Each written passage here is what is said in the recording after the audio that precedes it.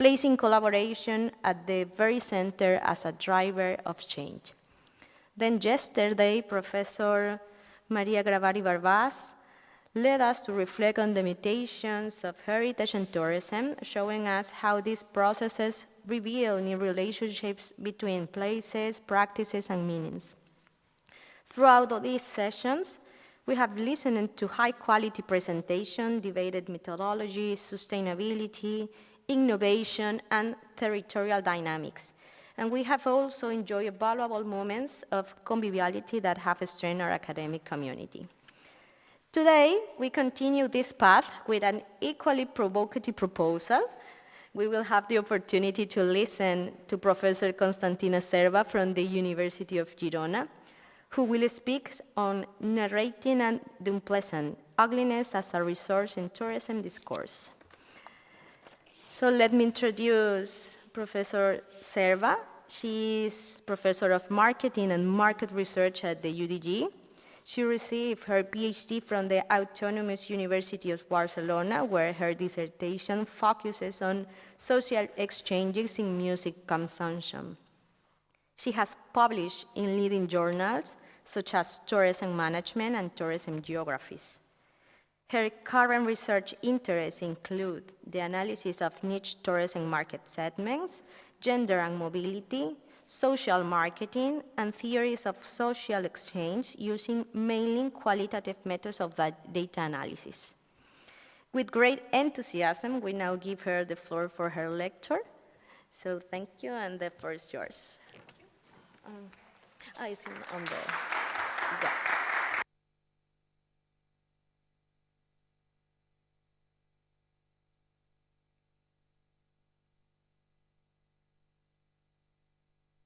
No? Okay, it needed its time. So, good morning, everyone.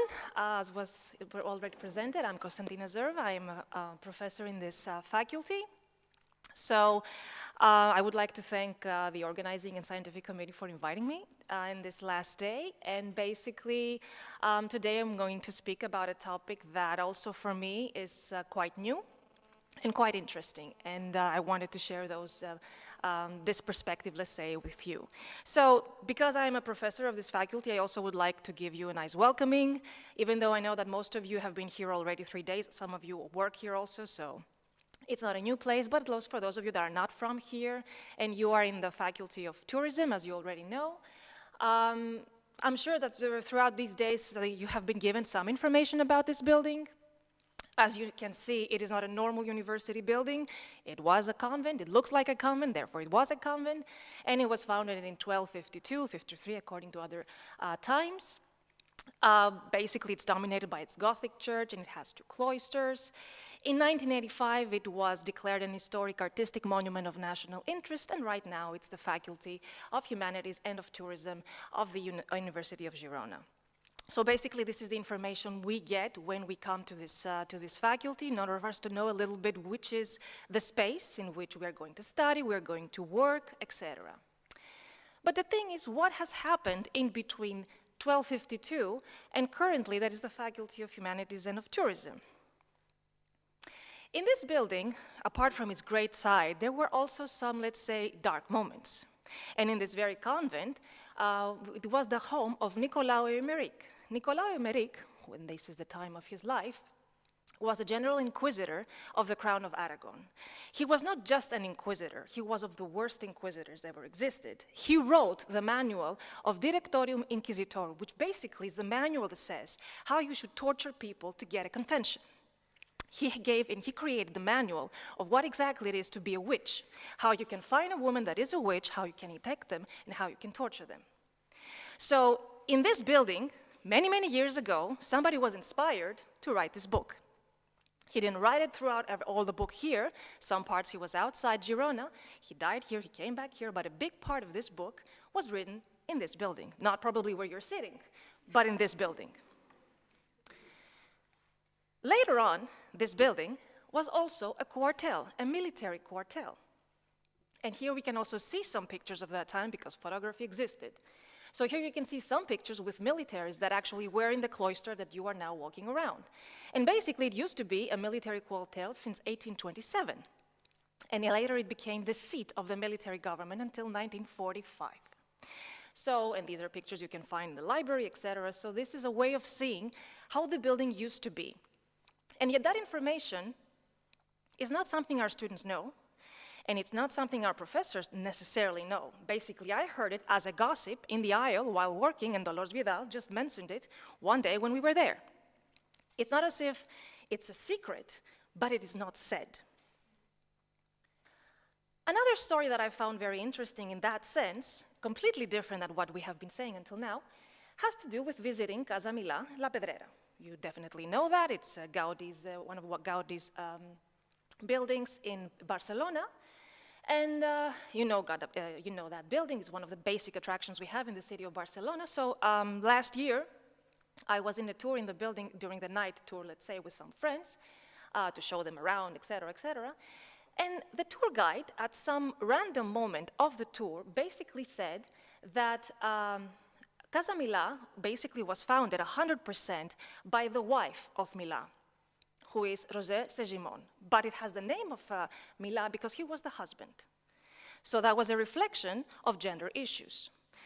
100% financed by her, and the only way you can see her reflected on the building is by a rose, like a tribute to Rosé, that you can find in that part of the building up there. So that comment, which was said, as I said before, in a very random moment of the tour, was a comment that created most discussion from the members of the tour, because the debate is an actual debate that they can relate. Many comments he made regarding the architecture of the building did not really create much arousement, because probably there is not a lot about knowledge about architectural issues. But that issue was easily spoken of.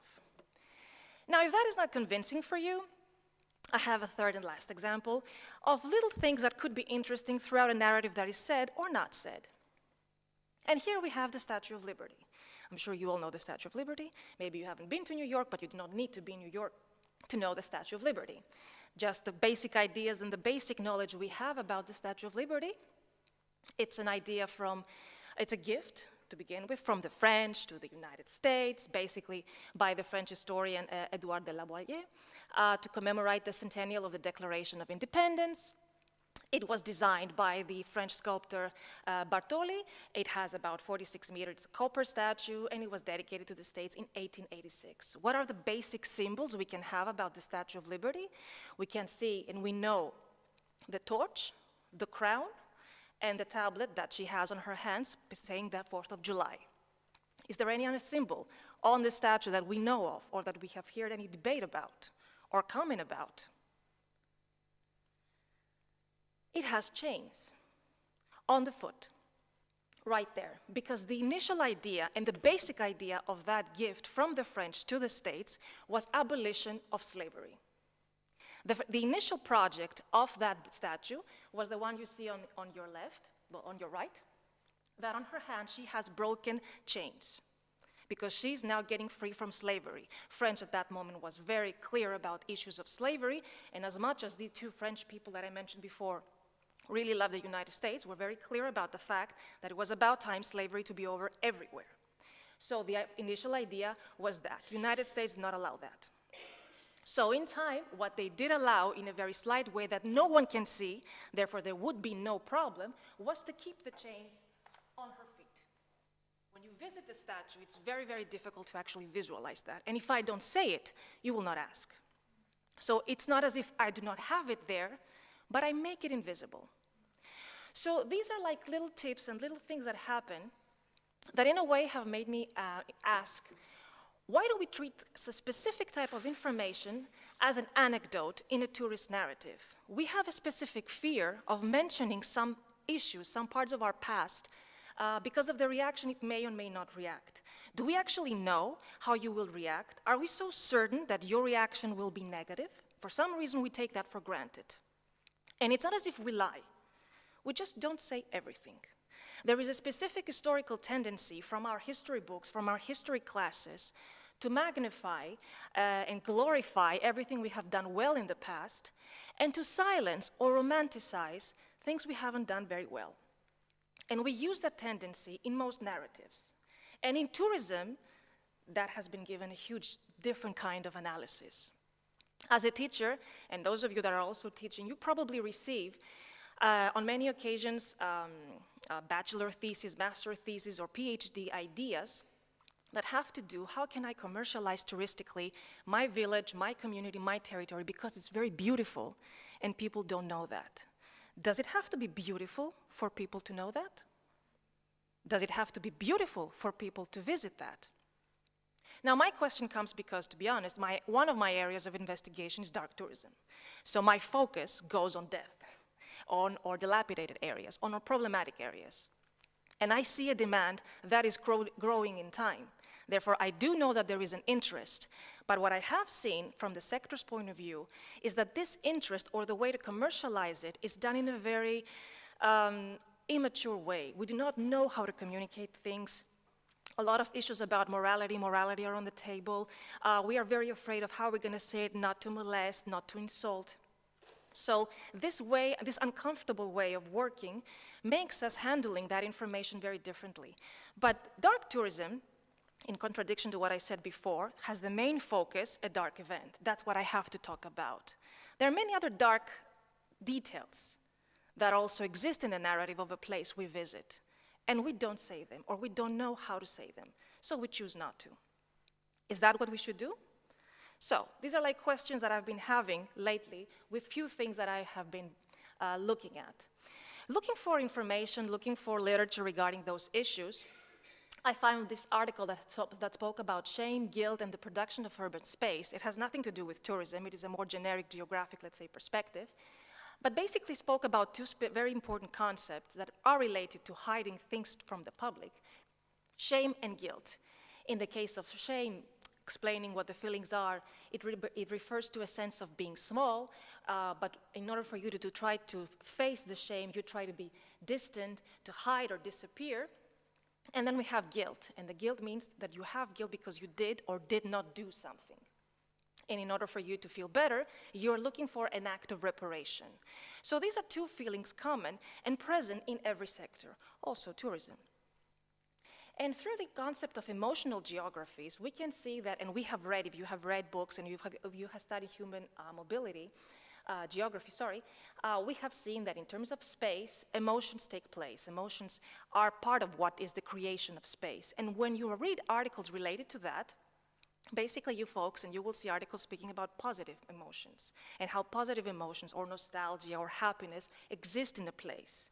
What about the negative ones? They also exist in a place. And shame and guilt also has a place and exists as a form in a space. And in this article, what is interesting in terms of managing is that it presents the defense mechanisms that right now exist in terms of space for us to be able to handle that shame and that guilt. They speak about spatial concealment, that is completely hiding that dark side of consumption. We speak about the spatial displacement, that is we create imaginary portals saying, okay, this is bad, but I am recycling. So in a way, I find a way to feel better about what I do in another place.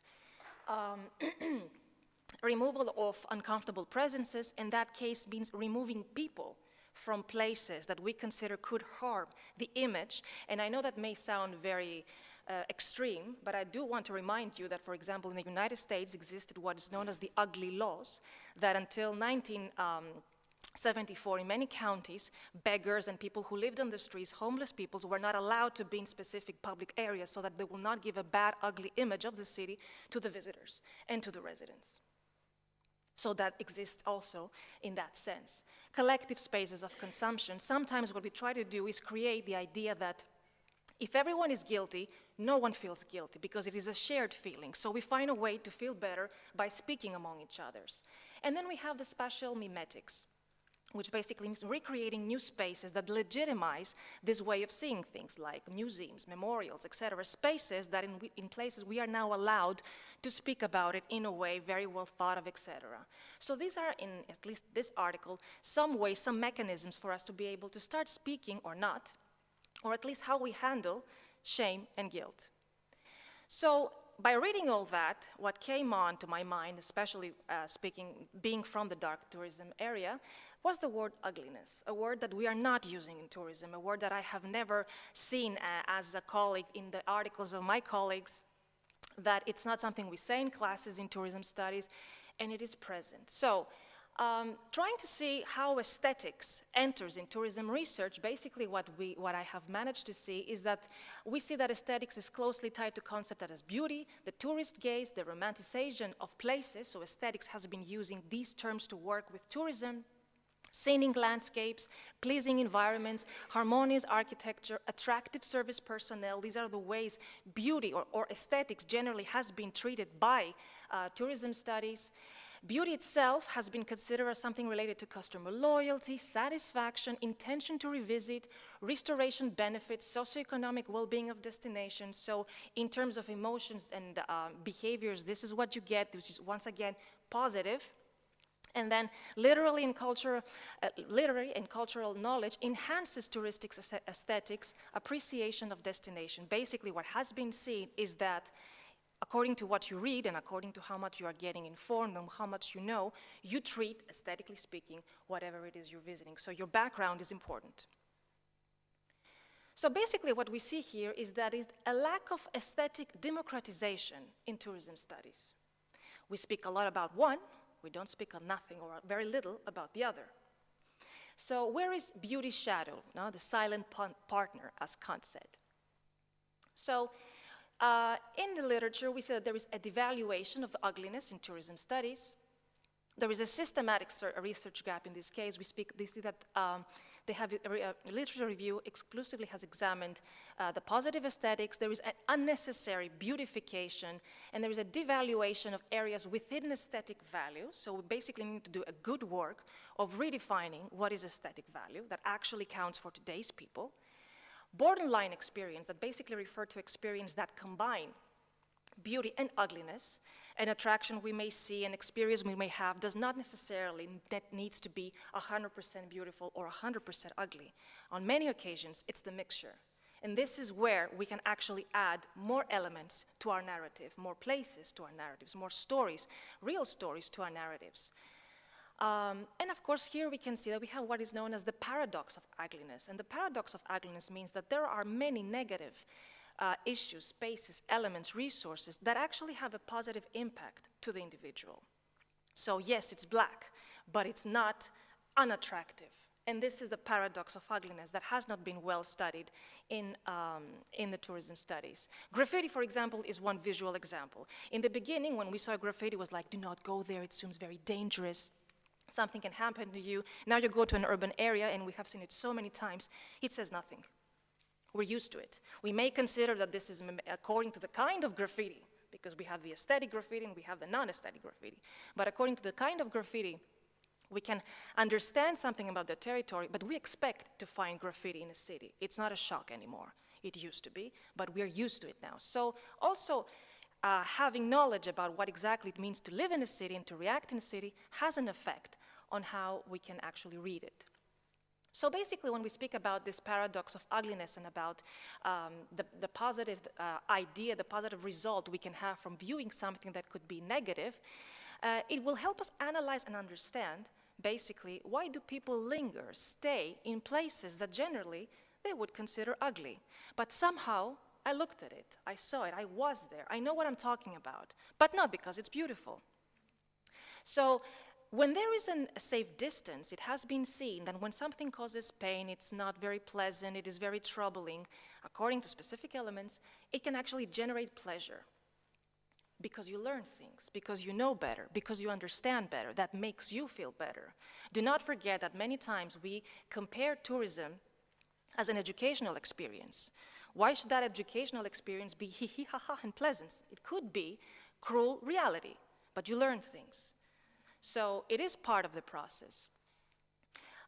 Therefore, ugliness can become memorable, meaningful, and it is very important in terms of imagination. It allows us to think more. It has better and different contexts and different ways of thinking about how life actually is, and not just see the good side of it, see the reality of it, the complete image of what you want to analyze. So here we can speak about a new kind of aesthetic value when we're actually trying to commercialize that and talk about that and show that in our new narratives. When you try to find definitions of ugliness, and this is what I wanted really to provide here more, what exactly ugliness is, You will find a lot of definitions relating it to beauty, because that's what we are doing basically. We're considering that through the opposite we have a better idea of what I am. So beauty is defined as harmony, proportion, perfection, tied to truth and morality, according to Plato and Aristotle, celebrated as order and civilization in classical and Renaissance thought, according to Adorno. And ugliness, on the other hand, is something unpleasant or repulsive. The ugly is that which breaks with established aesthetic canons, according to Oxford definitions. But basically, in literature, it has been seen as the mundane reality, something that is irrational, evil, disorder, dissonance, irregularity, excess, deformity, and the marginal. So these are the ways you will find these two definitions seen. Putting them together and understanding why exactly we're speaking about two opposite opinions, perspectives, in terms of the philosophical status, beauty is the primary aesthetic category. So when we speak about aesthetics, the first word that will come to your mind most likely is beauty, not ugliness. It speaks about harmony, proportion, and order, whereas in the case of ugliness, we speak about opposition to tourism, we speak about negation, we speak about formlessness, chaos, conflict. These are the words that come here on a philosophical status. On an historical association, beauty is related to elite taste. This is something that the few know and can value. Whereas when we speak about the ugliness, it is associated to the vulgar, to the burlesque, or uneducated populace. When we speak about social dimension, we speak about a tool of exclusion in case of beauty. You're not beautiful. Stay away, or hierarchy. Whereas in the case of ugliness, we speak about marginalized groups, atypical bodies, oppressed. And in terms of aesthetic function, we speak about something that produces, as I said before, harmony, pleasure, and admiration, where here imaginations is restrained in the understanding of what is beauty. It is very clear what it means to be beautiful. Whereas in the case of ugliness, it's disruption, it's tension, it's reflection, and imagination runs wild here. It can be many, many more things. So when we speak about this paradox of ugliness, literature has mentioned ways that we are basically trying to beautify ugliness so that we can make it easier to people and try to make a first introduction of letting see and things and see how we can actually make people get closer to what ugliness could be. And art here has done a good work in that case. So there is this transformative power of the art and the aesthetic to reinterpret what we have seen, what we do know as ugliness. So we are basically trying to ennoble evil. According to Kant, for example, art can actually make magic, and make more beautiful something that it is considered as ugly. And here are like two very known paintings from very known artists, Picasso and Goya, where ugliness really struck the public exactly for that element, for being ugly. And we're speaking about pieces of art that are extremely expensive, that have made a huge difference in the history of art. And of course, people are going to visit them.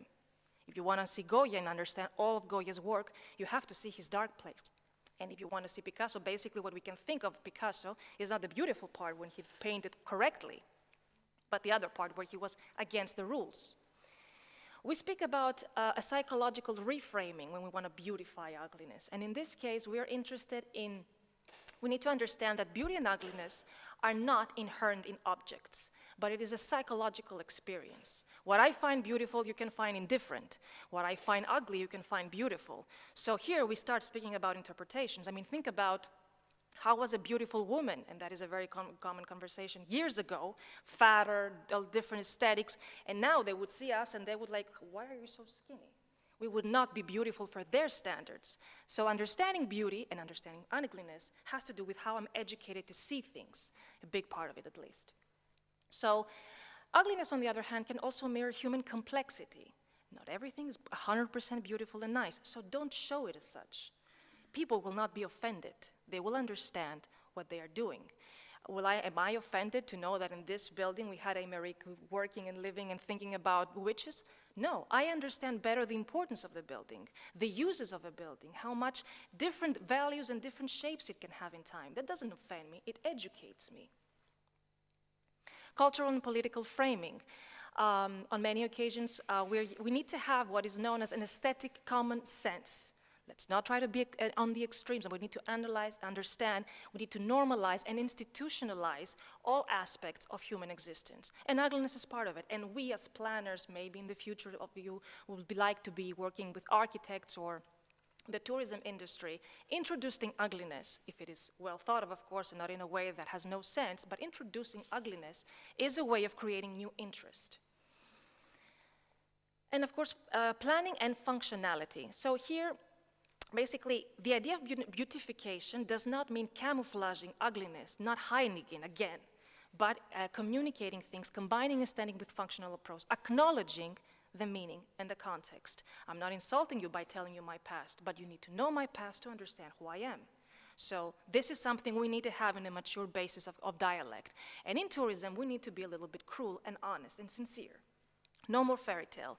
The extreme beautification of many, many attractions that we have has also made us, in a way, indifferent to beauty. We are mistreating beauty on many occasions. We do not treat it with respect. When something is very, very beautiful, people can enter in a very beautiful church and have a very bad behavior inside of that. I mean, I have read articles about dark tourism, about how people misbehave cemeteries or can misbehave Auschwitz, and they make selfies that are very, very annoying, but they can have the same behavior in a church. So this is a matter of education of the tourist, not about the scenery. I choose to behave this way, so we have a problem with me. So how is ugliness understood today? There is very little investigation regarding ugliness in tourism. That is why most of the elements that I found were related, on the articles I found, related to a general or another kind of disciplines, presentation of ugliness. But I do think it's very easy for us to understand and copy that, let's say, at least in tourism. To beginning, what is ugly? A place can be ugly. So here we speak about ugliness as social exclusion, prisons, asylums, or hospitals, or we speak about what is known as the geographies or containment. Here, things happen that are very dark, so this is a very island place. Ruins, abandoned sites, or what is known also as terrain vague, places that are left abandoned and the nature begins to gather them, and you can try to imagine how they used to be and the power of nature getting all over them. So there are many places that can create discussion. We're not used to talking about those places. We do not used to see them, those places, when we walk, so they arouse our curiosity. We need someone to tell us how to see it, probably. So this is where we could come. Who is ugly? People also can be ugly. And locals, for example, the locals for the tourists on many occasions can be considered as ugly. I can go to a country that I've never been before, and because these people from genetics look very differently, I can think that they're very ugly. Because in my imagination, they were very beautiful. I have a lot of people, for example, and a very stupid example, but it is very true, that are from Greece because I am Greek, and when they come to Spain to visit me and they see the Spaniards, say, they're not like Antonio Banderas. And I'm like, what? Of course not. He's one person.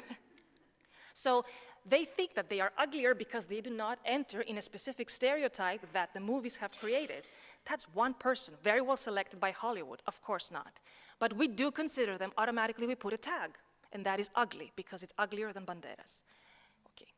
But also, tourists can consider the locals ugly. So also, the other way around, a tourist can also be considered as someone ugly from the local. And there is a very interesting book from Jamaica Kincaid that she's from the island of Antigua, and basically in part of her ethnographic book, one of the sites that she has that is very interesting and is clearly what I want to say is that what is a tourist in the eyes of a local? An ugly thing, that is what you are when you become a tourist. An ugly, empty thing, a stupid thing, a piece of rubbish, pausing here and there to gaze at this and taste that, and it will never occur to you that the people who inhabit the place in which you have just paused cannot stand you. So sometimes, to the locals, we are ugly because we do not enter to their beauty standards, we do not do a behavior they consider correct or moral, so we, and actually today with this over tourism conversation, the locals generally have a very clear idea about tourists. Maybe not this one, but beauty is not exactly the word they use sometimes if they are very, very, very annoyed. So also ugliness goes all the way around. And then we have actions. You do something that is ugly. So in this case, we speak about the evaluations of someone's action or behavior, a negative emotion, or cognitive assessment. So for example, violence, vandalism, conflict, conflicts, negligence, injustice. So we do things that are also very ugly, okay? So this is the different spectrums we can use and understand when we want to enter the word ugliness in tourism. There are some dualisms of what ugliness can be. It can be pure, that means disinterested, that means basically it's perceived as an inherent in destination's features. According to Kant, we speak about something that is by itself ugly, and here it is object-based. And then we have the impure ugliness, that it basically has to do with how it affects a tourist, in this case, personally. It doesn't mean that you are ugly, I see you as ugly. In my experiences, in my expectations, in the way I see the world, you're ugly. So it is subject-based. Then we can see that in order to name something, lack of some element, something is ugly because there is a disturbance of expected completion.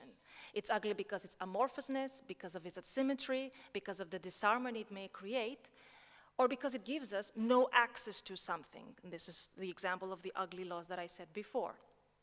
And then we have the excess of. Maybe it's not that you lack something, but you have too much of something that actually transforms you into something ugly.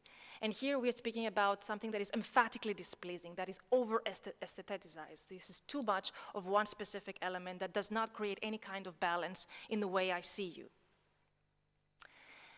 So when we speak about the way of beautifying to beautify ugliness and to try to use it in our narratives, we need to find also a way to communicate that will actually allow you to hear.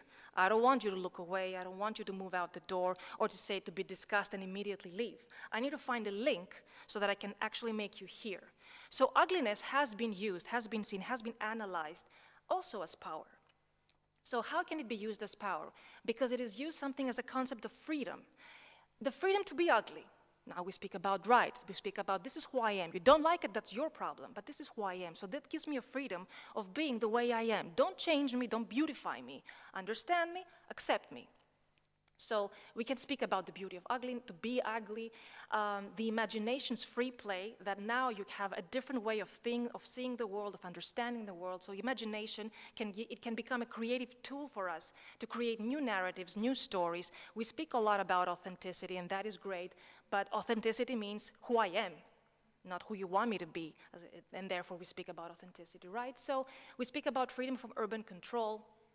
Some literature you can see that places that are considered as ugly and have their own identity are because nobody has touched them yet, so that it has that freedom of this is who I am, and that gives me extra power. We speak about ugliness as knowledge, knowledge that stabilizes the aesthetic judgments. Learn more about things. If you just look on the beauty, that's what you know. If you look on everything, you know a little bit about more. So the more we know, the more we expand our perceptions, the better we can make judgments in terms of aesthetics. So the lack of critical knowledge is what makes us directly, immediately leave something and not appreciate basically what we have that. For example, sometimes tourists often perceive only beauty even in places that are tied to exploitation or violence. Many tourists that go to Rome and see the Colosseum say how beautiful it is. People died there. A lot of people, in a very bad way. So yes, you see the beauty on something that really does not reflect that. Probably not for the people who live in Rome. Then we speak about ugliness in terms of power as something real, the reality of things. Ugliness is the brutal fact of existence. So we need to understand what exactly happens out there. When we do tourism, we present who we are. So this is who we are. We need to find a better way to do that, definitely. But it is a part of our existence. We need to accept the complexity and the contradictions of the human condition. We need not to say fairy tales. And of course, in hard times, it's a more authentic reflection of reality. This is how things are. Grow up, okay? Other ways to use it as power. It's a fetish. For many people, it's a symbol of avant-garde cult. People like to be ugly. Now do more to be ugly and try to focus on that part. Try to challenge by using an element of aesthetics that is ugly because it creates some conversation. You can have some people looking at you, so it goes against the classical ideal beauty, let's say, of the Romantic movement. It is something that could be funny. It is something that can be related to comedy.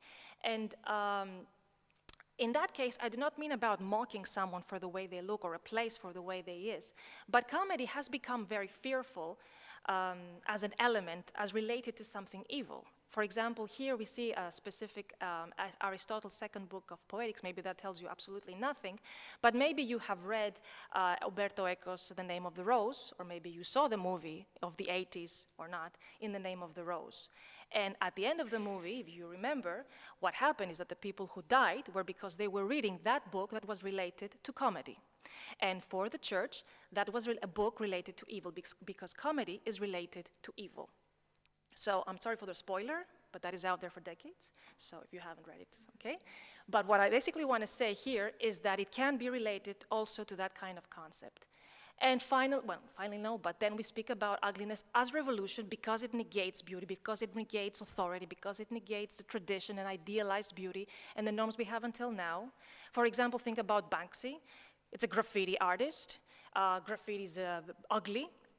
And basically, he uses his art to say something against the system, that something that happens in the world, doesn't necessarily have to be his country, we don't even know who he is. So he's using ugliness as a way to create a statement. And finally, we have the ugliness as power in terms of politics.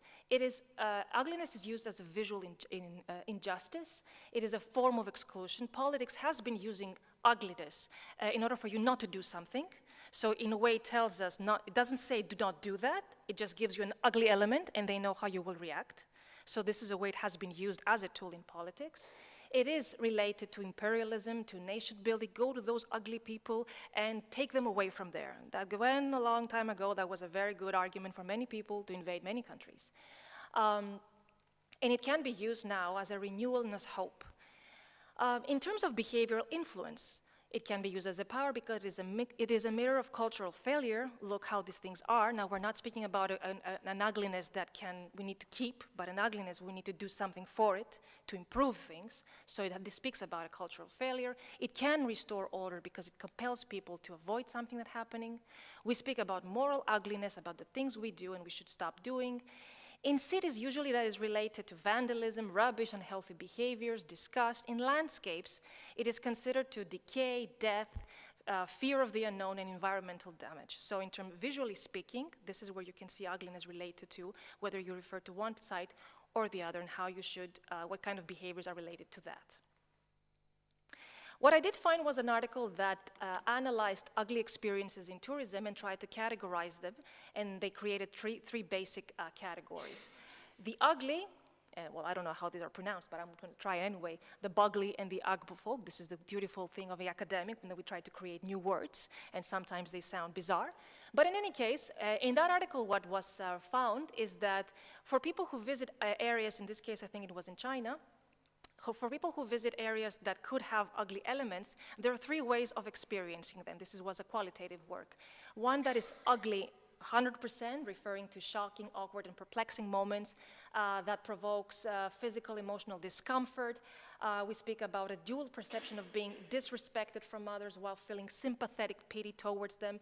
In the case of the ugly experience, people wish they hadn't been there, wish they hadn't seen what they saw. In the bugly, that means that we start nice, you have a promising environment, you have high expectations, you have, maybe because you read something, you saw something online, or because I said to you, this is a very beautiful or a very important part of our tour, but what you see is disappointing, is unpleasant, and it has a violation of your expectations. So in this case, again, we have a regret for having visited the place. But the problem is, because I communicated A and you had B experience. In the third case, we have the opposite. I thought I would see something I wouldn't like, and I actually liked it.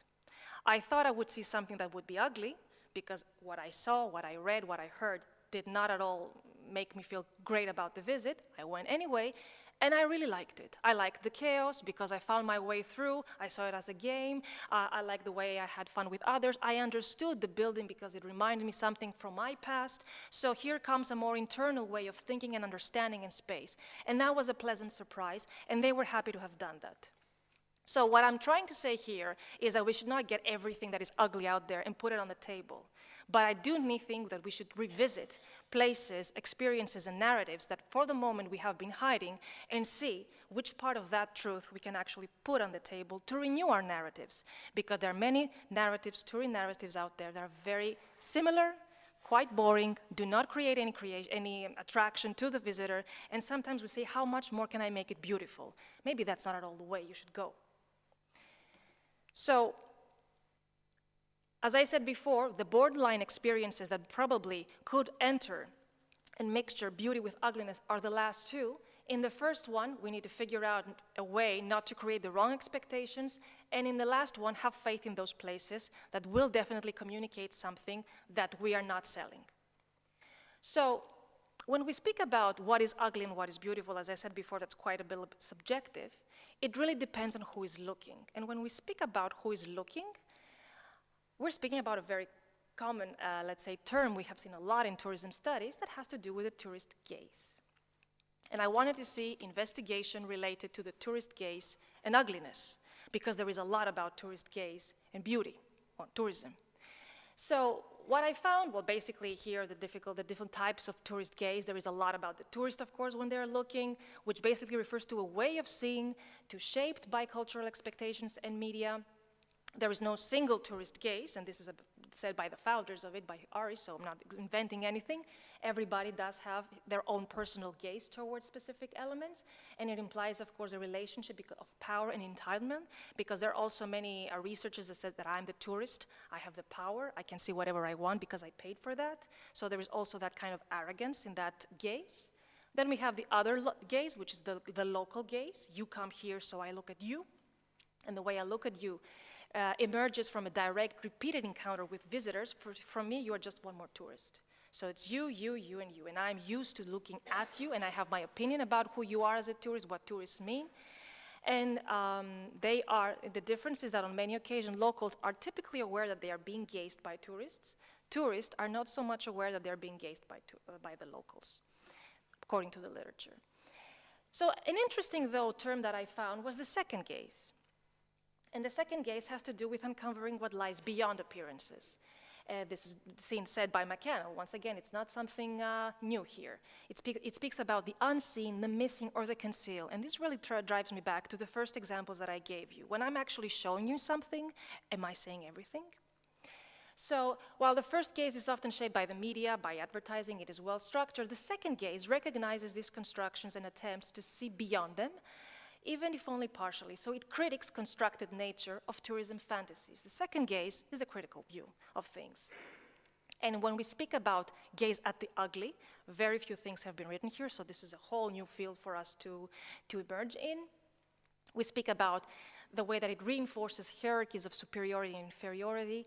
It creates a social constructed mode of looking that turns cultural difference, suffering, and tragedy into a spectacle. So we need to be very careful not to commit the same mistake that happens a lot in dark tourism, not to make this once again a show. And of course, it can create, as it has been done and can be done, well done, reflective moral engagement, making ugliness a site of both ethical tension and potential insight.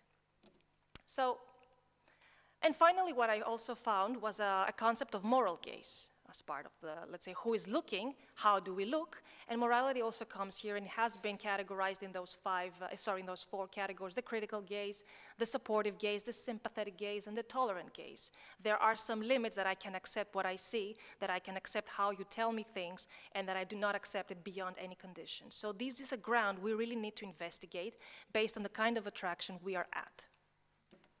So I just want to finish with two basic questions that I have here.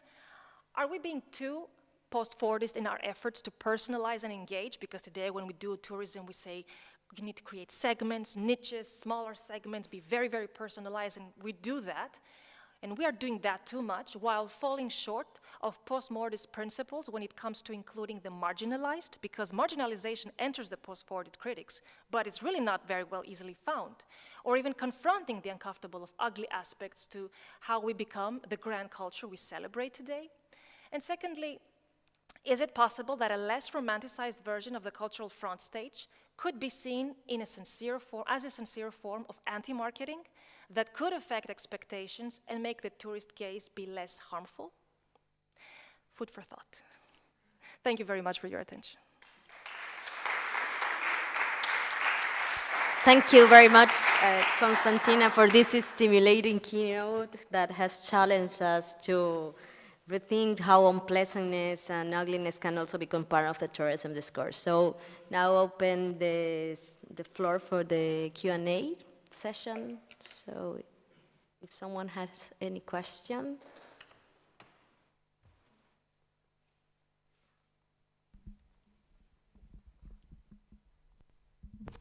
Morning. Thank you, Constantina, for this very insightful and brilliant speech.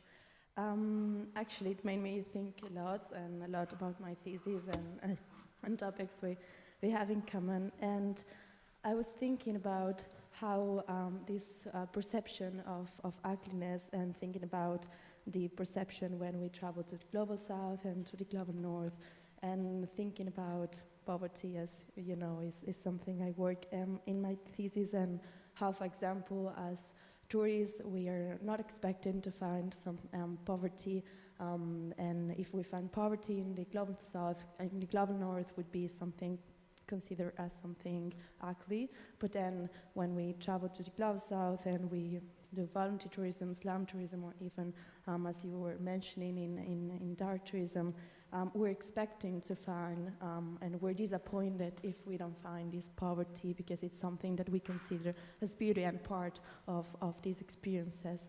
So I was just curious, or just trying to reflect on that and pack a little bit on how these different perceptions also, when we move to different contexts, and well, just if you had any comment on that, because I think there's so much to explore and think again. Yeah.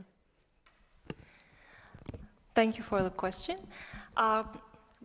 Basically, what I wanted to mention in this presentation is the fact that we need to be more prepared as tourists to accept ugliness when it is not the main issue of attraction.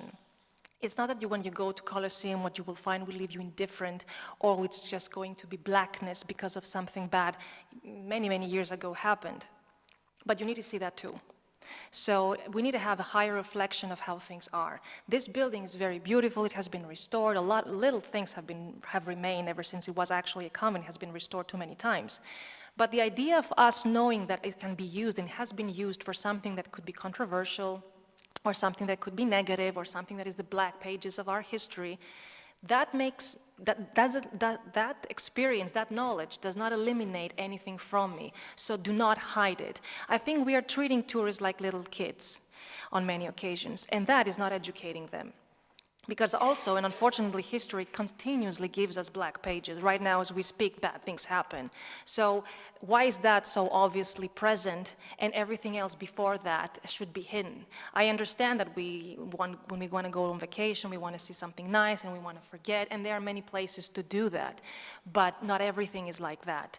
And if you want to go to a place, and if you want to say that you understand a place, you need to understand all of it. We usually say the typical phrase, you know, I am made like this, or I am who I am because of the mistakes I made. Okay, let's number them. Let's talk about them, because that's what I want to know. I don't want to know the brilliant moment. I want to know the hard moment. That's what made you mature. We do not do that a lot in tourism. We do not know how to enter that in a narrative, that it does not sound like the great battle of something. So we need to glorify even a moment where I made a mistake, or I shouldn't have done that, when I've been the bad person. An interesting thing that happened also, that I didn't say in the beginning because it's an extra experience, is that when I did a city tour in Berlin a year ago, the tour guide, before she even started saying anything, after she broke the ice, but she was like, hee hee ha ha, and then when she started actually the tour, she said that Germans in their school, when they do history classes, modern history classes, from the beginning they know that they are the bad guys of the story, and they have to find a way to deal with that. So that phrase, I do not know up to which level that is true, but that phrase said in a tour from the beginning completely changed the way people on the tour would see everything else. It's not as if I want you to tell me who I am.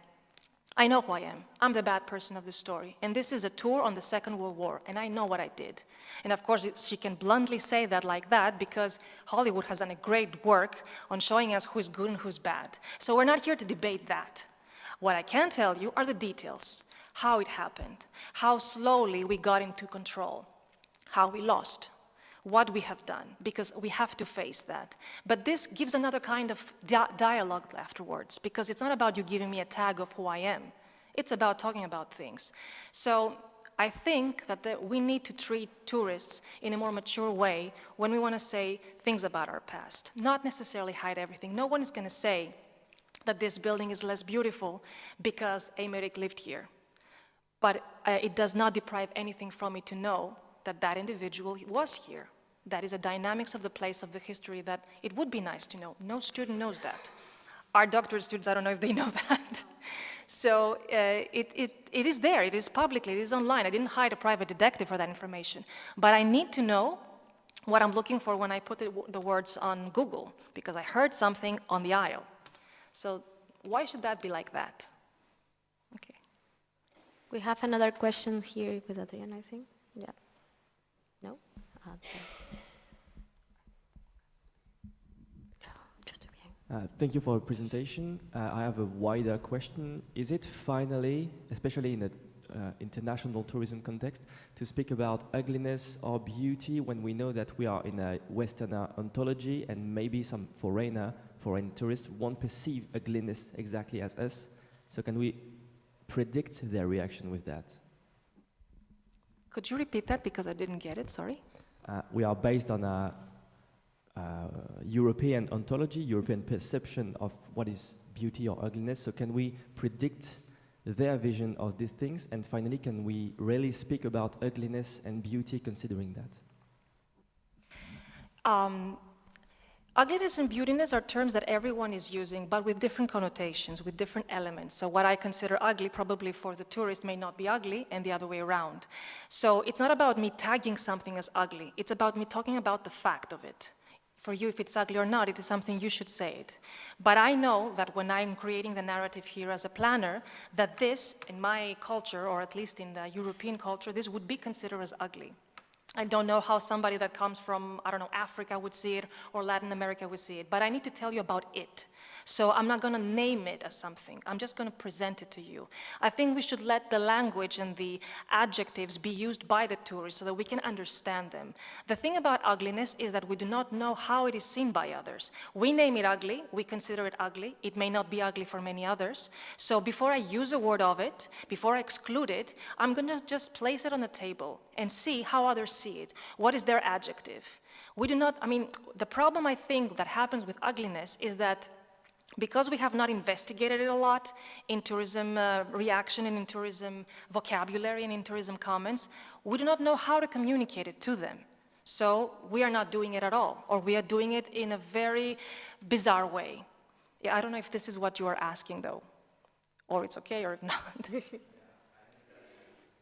So definitely these are words and these are connotations we use based on our understanding of what is beautiful and ugly. And many of our beautiful architecture for them may be different, or beautiful history for other people may be different, the other way around.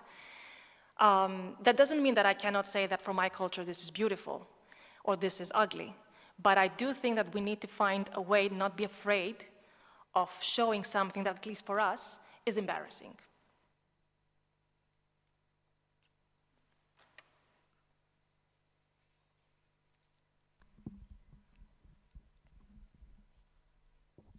Thank you so much. Also, I want to say something about what you were talking about. And for example, something that is beauty, for example, I don't know, Barcelona and the city and everything that, the architecture, but also the behavior of the locals, like we are facing now. And also we had another colleague that she told us that she was asking something to someone and she spoke in English, and the answer that she received was, well, you are a tourist, just go home. So which kind of things, I don't know, to experience the beautiness of the architecture or the nature or whatever, the cultural things, now we are facing the behavior of the locals or things that they are happening right now. So as you said in the presentation, like there's 3 types, like something that you want to expect about the beauty, but at the same time like you're receiving these kind of things. I don't know if it's ugly, I don't know if it's something that you perhaps, I don't know, as a tourist, you can expect or not, or, you know, it's like, okay, I'm a tourist now in Barcelona, and I need to face these kind of things, or not, or, you know, it's like now it's a different topic. I mean, you know, it's about something is pretty awesome, but at the same time, the behavior of the people. I mean, it's the behavior of people. Mm-hmm. Yeah, I don't know if you get the Yes, point. I think I understood what you say. This, in the case of Barcelona, specifically, the problem is that it has been promoted for a very, very long time as very, very beautiful. As a beautiful lifestyle, as a beautiful quality of life, as a beautiful city, as a great rhythm. And it has not projected its negative parts. I can take you to places in Barcelona that are not beautiful. But of course, that is not a touristic attraction. But it can explain a lot of things about how tourism, how the city has evolved as it is now, because you will see a lot of people in places that are not beautiful that used to live in the center and for many reasons now left the center. And one of them was tourism. So you can understand the reality of the city if you go to a place that it's ugly. Now, you spoke about the reaction of the locals, and the locals have created an ugly behavior towards tourists because of the complaints they have about how it is managed. And that ugliness is the result of focusing a lot on the beautiful. And obviously, tourists may react one way or the other. There are tourists that make selfies with tourists go home, and there are tourists that could be insulted. Also, there are many labels that are written in Catalan, and tourists do not read Catalan, so they do not know what that means. But they can imagine if they want to. On most occasions, we haven't studied how they feel about the reaction, the negative reaction of the locals towards tourism, because we focus on the other part. But tourists continue to come, they come back, and maybe they find that as a dark part, let's say, or as a question mark, as why do we receive that kind of treatment? Because nobody answers anything to them, they stay with the question. We do not treat those issues. So it is happening, and people do react, and people do expect from planners to do something. Tourists also try to understand that, but that is not what they mostly remember of the city of Barcelona. That's why they come back.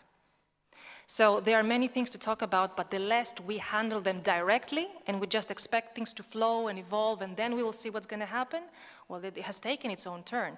What happens right now in the city that are over touristic is because they are very beautiful and everybody speaks about them, about how beautiful they are. Look, Venice. The same thing happens, a lot worse, of course, in that place. It's a very beautiful city, undoubtedly. That was its curse.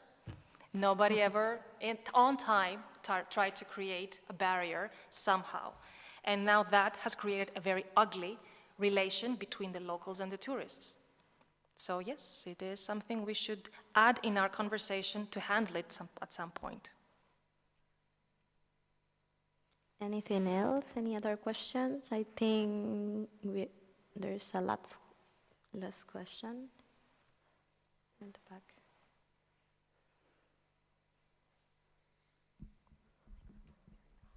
Yeah, I don't speak English well, but I understand and I'm interested in the topic. What I would like to say is, have you did an anthropological approach for your methodology? Here, there is no empirical work, so I have no methodology. What I have done is a literature review regarding ugliness. I have done empirical works on dark tourism, so that is a completely different focus because here in dark tourism, I know that people are looking for ugliness. So in this case, there are many methodologies based on the different investigations I've done that are qualitative. But for this explanation here, because this is also my entrance to ugliness, what I wanted to see at this first stage was to see from a literature review how it has been approached from tourism research. And what I did found was very poor. I found ugliness somehow referred to aesthetics, for example, in literature, in document few things about touristic experiences. But that's it. The word ugliness, the concept of ugliness, was poorly found in tourism. So this is why I think, empirically speaking, that there is a lot to be done. Thank you. So thank you very much for all your questions. And once again, thank you to Constantina for this inspiring keynote and opening up such a provoking, a thoughtful topic here in our symposium. So this is for you, that we are a small gift of the symposium. And now we will continue with the session number 8, Mutations in Tourism Practices and Representations, that will be shared by Adriana Figueroa from the University of Girona. So, Adriana, thank you, and we'll leave this stage.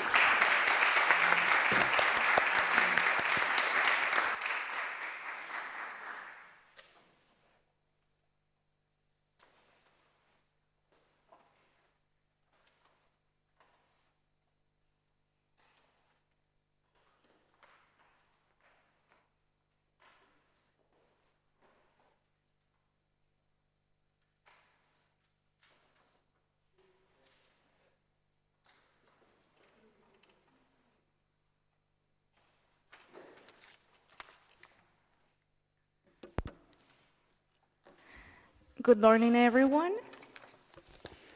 I am pleased to chair this 8th session titled Mutations in Tourism Practices and Representations.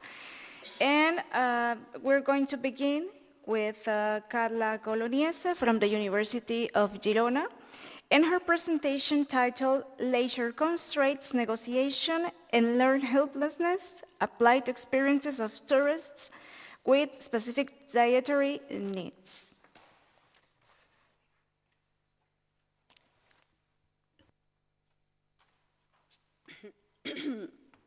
Bom dia, good morning, bonjour. My name is Carla, I'm from Brazil, and PhD candidate in the University of Girona. And I will make my presentation in English, in Spanish. El tema que los presento hoy es parte de mi investigación doctoral y esta parte está centrada en las necesidades, una parte específica que es la restricción de negociación de restricciones de ocio y la indefensión aprendida entre las personas con una necesidad alimentaria específica. Los objetivos, pues perdón, me olvidé de pasar. Los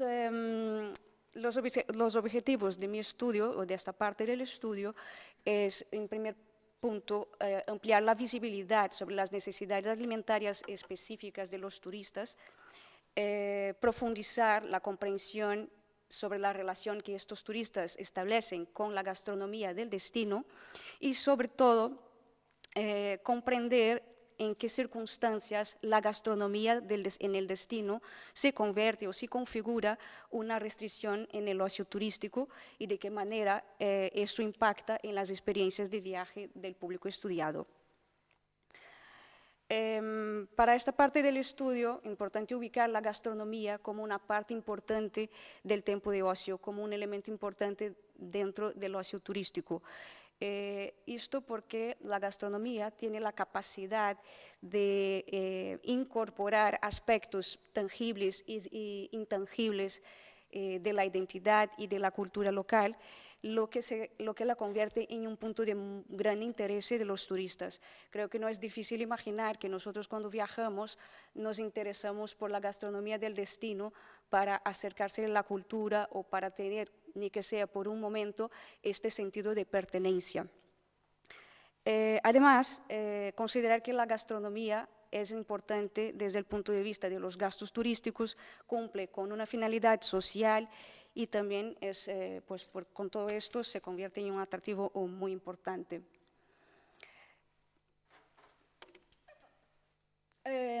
Hablando de las necesidades específicas de los viajeros, la literatura sobre este tema suele organizar las necesidades, los requerimientos alimentarios de los turistas en 3 grupos. Uno, las demandas de carácter religioso, como son la dieta halal o la kosher, los requerimientos vinculados al estilo de vida, que son como vegetarianos, veganos y otras derivaciones, y un tercer grupo que son las demandas alimentarias relacionadas con necesidades médicas, con la salud.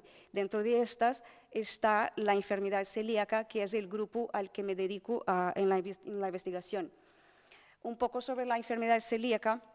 las personas que desarrollan esta enfermedad, que es una predisposición genética, no pueden consumir gluten porque el gluten desencadena una reacción inmunológica.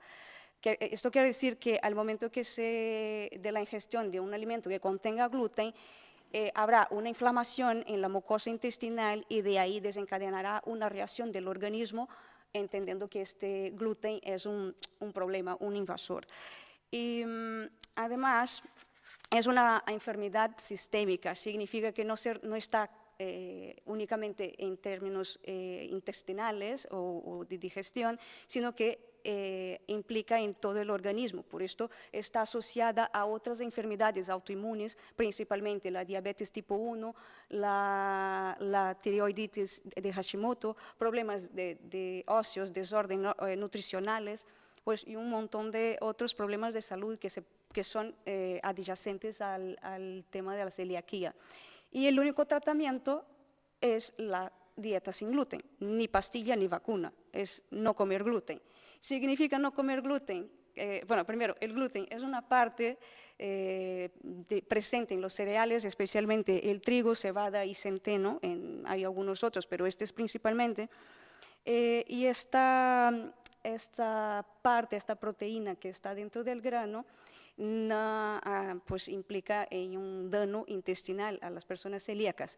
Y cuando hablamos de presencia de gluten en los alimentos, significa que una parte muy pequeña, como cantidades muy bajas de gluten, son nocivas. El umbral que se considera seguro a los celíacos son 20 partes, hasta 20 partes por millón. Significa que si tienes 1 kilo de alimento, solamente 20 miligramos estarían dentro de un número tolerable. Es muy bajo, de verdad. Esto significa que seguir una dieta sin gluten es algo complejo ya al día a día de los celíacos y todavía más cuando se está en un entorno desconocido o poco conocido, como es el caso de los viajes, porque cuando se viaja se supone que es un entorno en que no tienes, es un entorno desconocido. Dentro de la literatura sobre requerimientos alimentarios de las personas con celiaquía, se apuntan que los principales problemas o las principales dificultades están relacionadas a los entornos sociales, especialmente salir a comer fuera y también los viajes. Entre los viajeros celíacos que participaron de estudios anteriores, se puso como puntos de dificultad las limitadas opciones de platos sin gluten en los restaurantes, la dificultad o la incertidumbre de las etiquetas, del etiquetado, la falta de empatía de los servicios turísticos hacia este cliente con esta necesidad alimentaria específica, los costes que suelen ser más altos y también el miedo de la contaminación por el contacto cruzado, porque a veces muchos restaurantes lo ponen en un plato sin gluten, pero no tienen el control de contaminación por contacto cruzado en las cocinas. En adición, además de esto, también un impacto emocional, porque estos turistas se sienten muchas veces aislados o también sentimientos de inseguridad o de ser un cliente difícil o hasta mismo quisquilloso. Estamos proponiendo como perspectiva teórica en esta parte del estudio mirar estas restricciones alimentarias, o este caso de los celíacos, desde la perspectiva de la negociación de restricciones de ocio y también de la indefensión aprendida. Las restricciones de ocio están relacionadas con factores que privan o que limitan la participación del turista en las actividades turísticas, los turistas en las actividades que quieren participar. Y la negociación de restricciones de ocio es una manera de poder participar, de alguna manera acomodar sus intereses de participación en actividades turísticas. Esto significa que esto no significa que el resultado será lo mismo, por lo contrario, al momento que se propone a negociar las restricciones de ocio, seguramente los resultados serán distintos de una situación donde no hubieran estas limitaciones. La indefensión aprendida es un concepto que prestamos de la psicología en que tiene que ver con la percepción del individuo hacia su entorno y una percepción de que independiente de los esfuerzos que se hagan para un cierto control, los resultados serán ineficaces. Pusimos aquí mencionamos aquí dos autores, el autor de esta teoría de la indefensión aprendida, Seligman, y también la otra, el de Ciseo, de que la percepción de que los esfuerzos de controlar el entorno siempre serán adversos a los resultados esperados y que estas situaciones pueden repetir a un futuro como intentos fallidos. Este abordaje teórico ya ha sido aplicado en el campo del turismo y en otros estudios, especialmente la negociación de restricciones de ocio, que desde los años 80 ya se estudiaba sobre eso, pero especialmente vinculadas a estudios con turistas con discapacidad.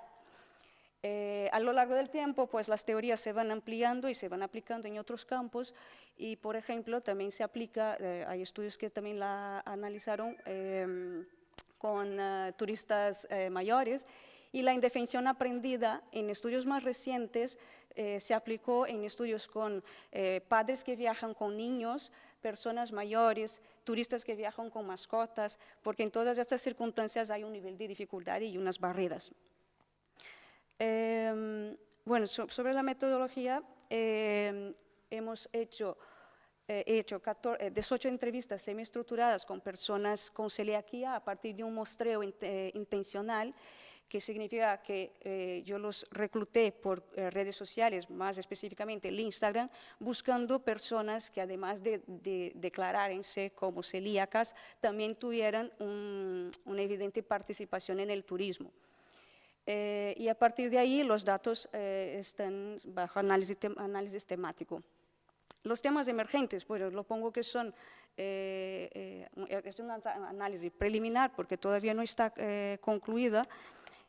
Previamente tenemos como temas emergentes, a partir del análisis de las entrevistas, una adaptación precautoria. Quiere decir que estos turistas, además de hacer una planificación muy detallada de todo lo que pretenden hacer en sus viajes, es tan detallada que es poco flexible. Y esto, por ejemplo, también se aplica a situación de, bueno, busco un alojamiento con cocina por si acaso no encuentro restaurantes donde comer, o llevo comida en la maleta por si acaso tengo que cocinar. Entonces, todo un comportamiento precautorio por si acaso no lo paso bien al destino que estoy visitando. Otro tema emergente es una alta carga mental, porque son turistas que se sienten todo el tiempo en un estado de alerta y una necesidad de estar haciendo constantemente el chequeo de información, porque la información o no está disponible o no es confiable desde su punto de vista. Un tercer punto, que es un sentido exacerbado de autorresponsabilidad, porque en varias situaciones, en varias entrevistas sale esta afirmación de que yo asumo que es eso y cargo conmigo esta responsabilidad y me encargo de todo. Pero todo es distinto cuando estoy en mi hogar, en mi entorno conocido, y cuando estoy fuera de mi casa. Y un cuarto punto, un cuarto tema emergente de estos análisis, que es la gestión de las emociones encontradas, porque a todo el tiempo estos turistas están en una tensión entre hacer lo que les gustaría hacer y tener que hacer lo que se puede hacer. Le gustaría comer algo, pero no se pueden comer algo. Le gustaría salir a hacer una cena con amigos, pero esto es muy restrictivo. Y también otro punto de la gestión de emociones, bastante mencionado, que es la sensación de libertad restringida y el condicionamiento que la dificultad de encontrar comida segura, comida apta a su necesidad alimentaria, provoca y impacta en su experiencia de viaje. Preliminarmente, no son conclusiones conclusivas, se está evidenciando que entre los turistas con enfermedad celíaca, la indefensión aprendida refuerza las estrategias de negociación de restricciones de ocio.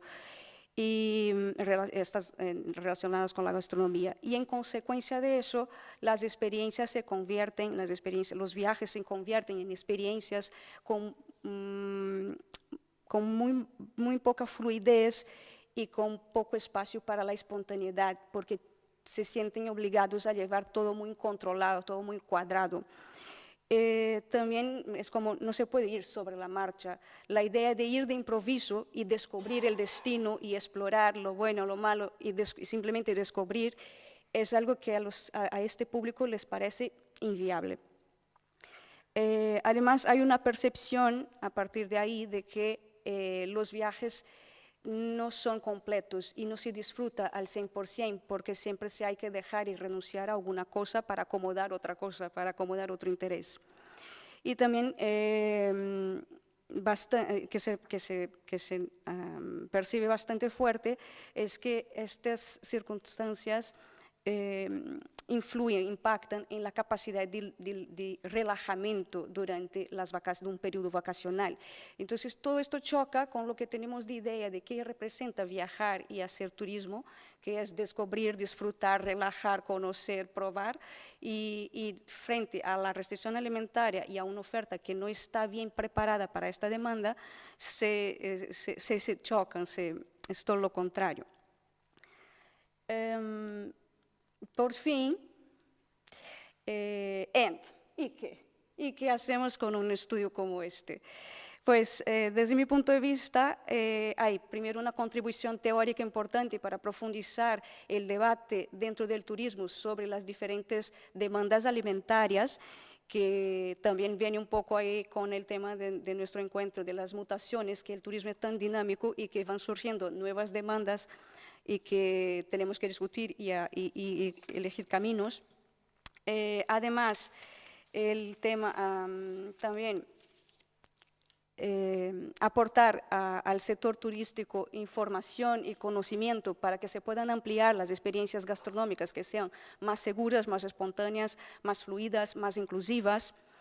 Tener en cuenta que las necesidades alimentarias son un tema transversal dentro del sistema turístico, que no son solo restrictas a la restauración, a los medios de hospedaje, a los medios de transporte, a los atractivos turísticos.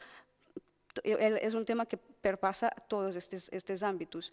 Y por fin, pues tener en cuenta que aunque esté enfocando en una restricción específica de la celiaquía, es un estudio que se podrá expandir resultados a otros segmentos de turistas que requieren una atención alimentaria específica.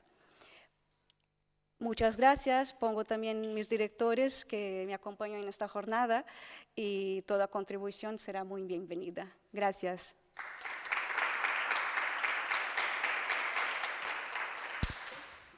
Thank you very much, Carla, for enlightening us with this growing need for the tourism offer to address the needs of this specific segment of tourists. Now I would like to give you, the audience, a microphone to make some comments or questions. Thank you.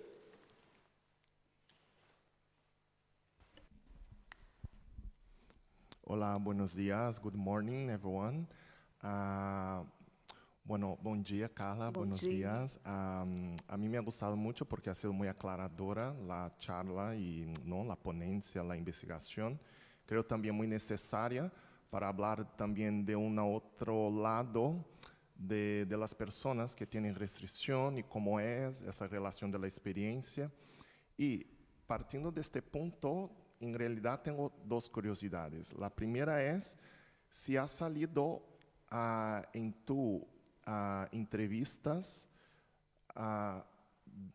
un destino como el mejor o el más apropiado para los turistas viajeros que son celíacos, por ejemplo, ¿no?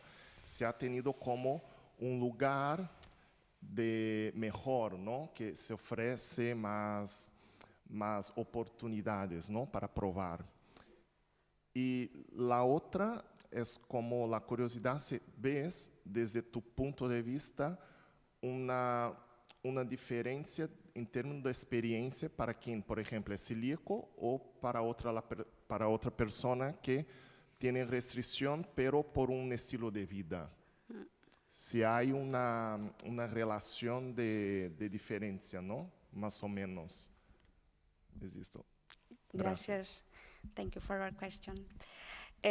Sobre los destinos, lo curioso que salió en estas entrevistas es que es unánime la opinión o el interés que Italia es el mejor destino a los celíacos.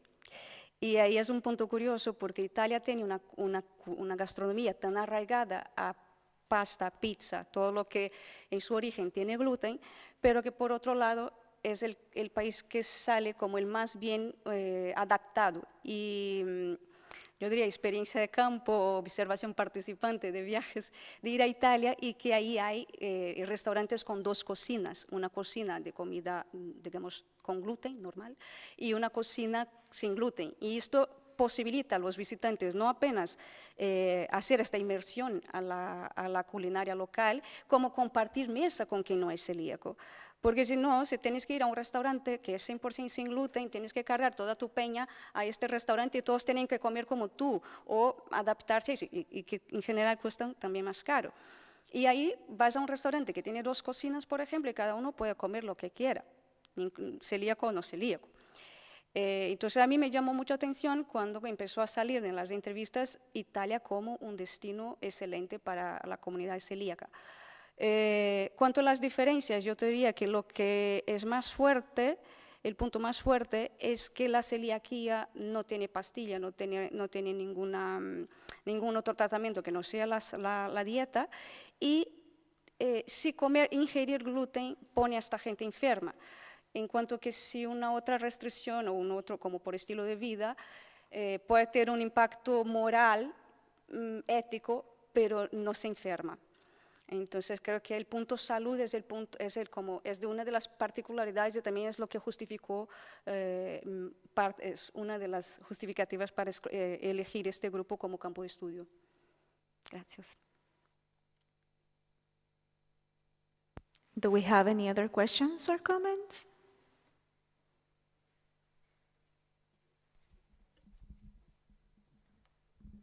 Hola Carla, felicidades por la presentación. Yo tenía la inquietud, no sé si habrá salido ya en tu investigación o lo tienes previsto, si es que al ver estas restricciones alimentarias que existen,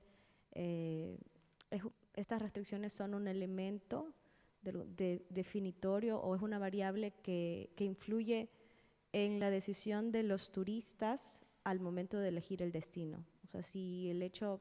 Yo soy madre de familia y voy a buscar destinos por lo general. No influye mucho porque a cualquier destino que vaya quizás encuentro algo de comida rápida y no así, y claro, y bueno, que coma nuggets y papas fritas mientras esté en el viaje. O no soy tan buena madre. o quizás para un celíaco no es igual. O sea, me voy en qué situaciones estas restricciones alimentarias son un elemento de mucho peso a la hora de elegir un destino para los turistas. Gracias por la pregunta. Hay dos situaciones. Si es un destino ícono o un destino que, por ejemplo, ahora está de moda ir a Tailandia, y entonces la gente dice, bueno, hay situaciones, uno, retardan un poco esto hasta que se sientan más bien preparados, más bien seguros para hacer un viaje a un destino que se muestra poco friendly, o no tan bien preparado, porque lo que no sé si quedó claro, que la búsqueda previa, y esto también es parte de un otro estudio que uso como mi referente teórico, que los celíacos gastan mucho tiempo haciendo una investigación previa antes del viaje. Entonces ya tiene una idea si el destino es preparado o menos preparado.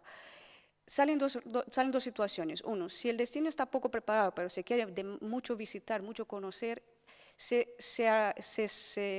lanzan, pero preparados con una maleta de comida o, por ejemplo, utilizando alojamiento con cocina, ya pensando en cocinar mientras viajan, pues se preparan de una determinada manera. Otra situación es que si están entre elegir uno y otro destino, lo que sea más amigable tiene preferencia por las facilidades, por la tranquilidad de viajar a un destino donde podrás tener un poquito menos de tensión al buscar sitios para comer. Otra cosa que es yo diría que no es suficientemente fuerte para evitar un destino, pero es suficientemente fuerte para elegir entre uno y otro. Esto sí. Gracias.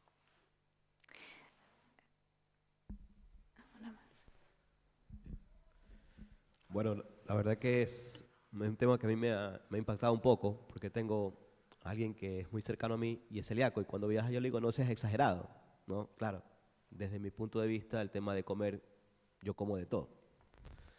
Pero yo te quería preguntar, ¿cómo esto se puede, es decir, cómo se puede llevar esto a la planificación ya del tema turístico? Es decir, ¿con qué organismo debería trabajar o qué debería de hacer? No sé si eso también lo topas dentro de tu tema de investigación, en términos de cómo llevo esto a la acción, porque preparar un destino en términos gastronómicos, me imagino yo que debe topar un montón de actores, sobre todo en el tema de hostelería.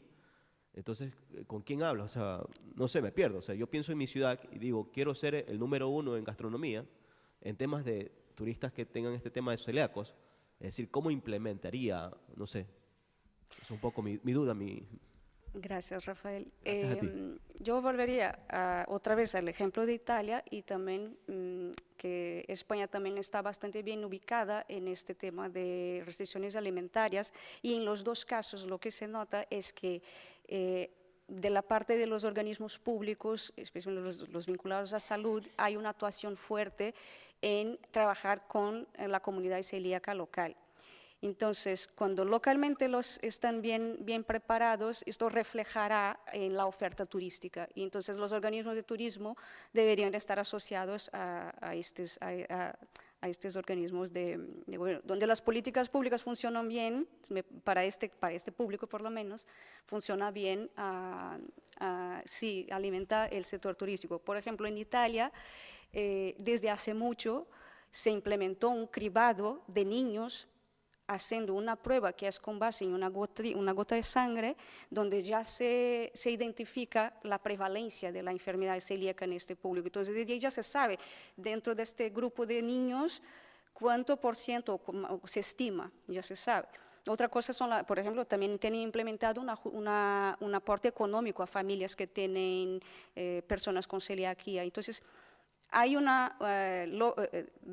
localmente ya hay un desarrollo y una organización. Aquí en España también se está avanzando. Recientemente, no hace mucho, se declaró la enfermedad celíaca como una enfermedad crónica, y esto ayudará a las próximas políticas de apoyo a este grupo.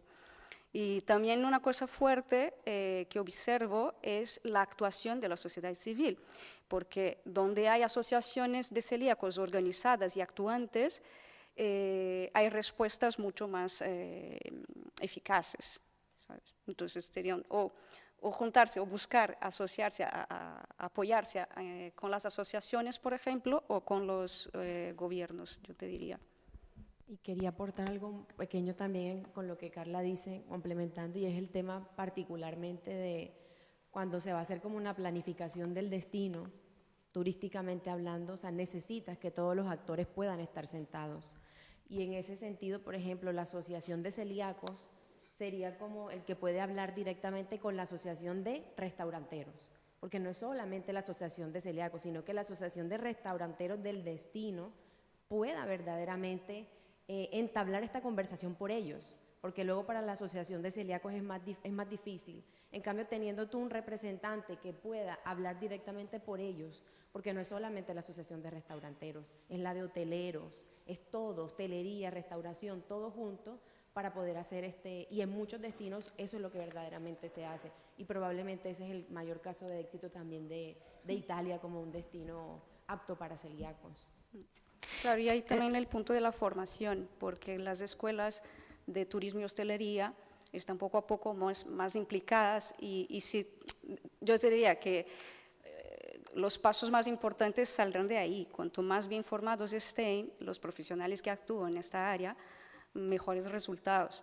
Poco a poco se está avanzando, pero todavía hay bastante desencuentro y desinformación sobre el tema. Thank you all. I'm afraid we need to move on.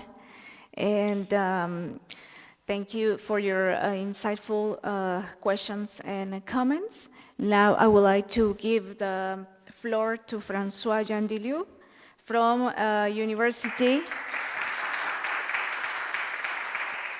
from the University of Paris, Panteó-Sorbona.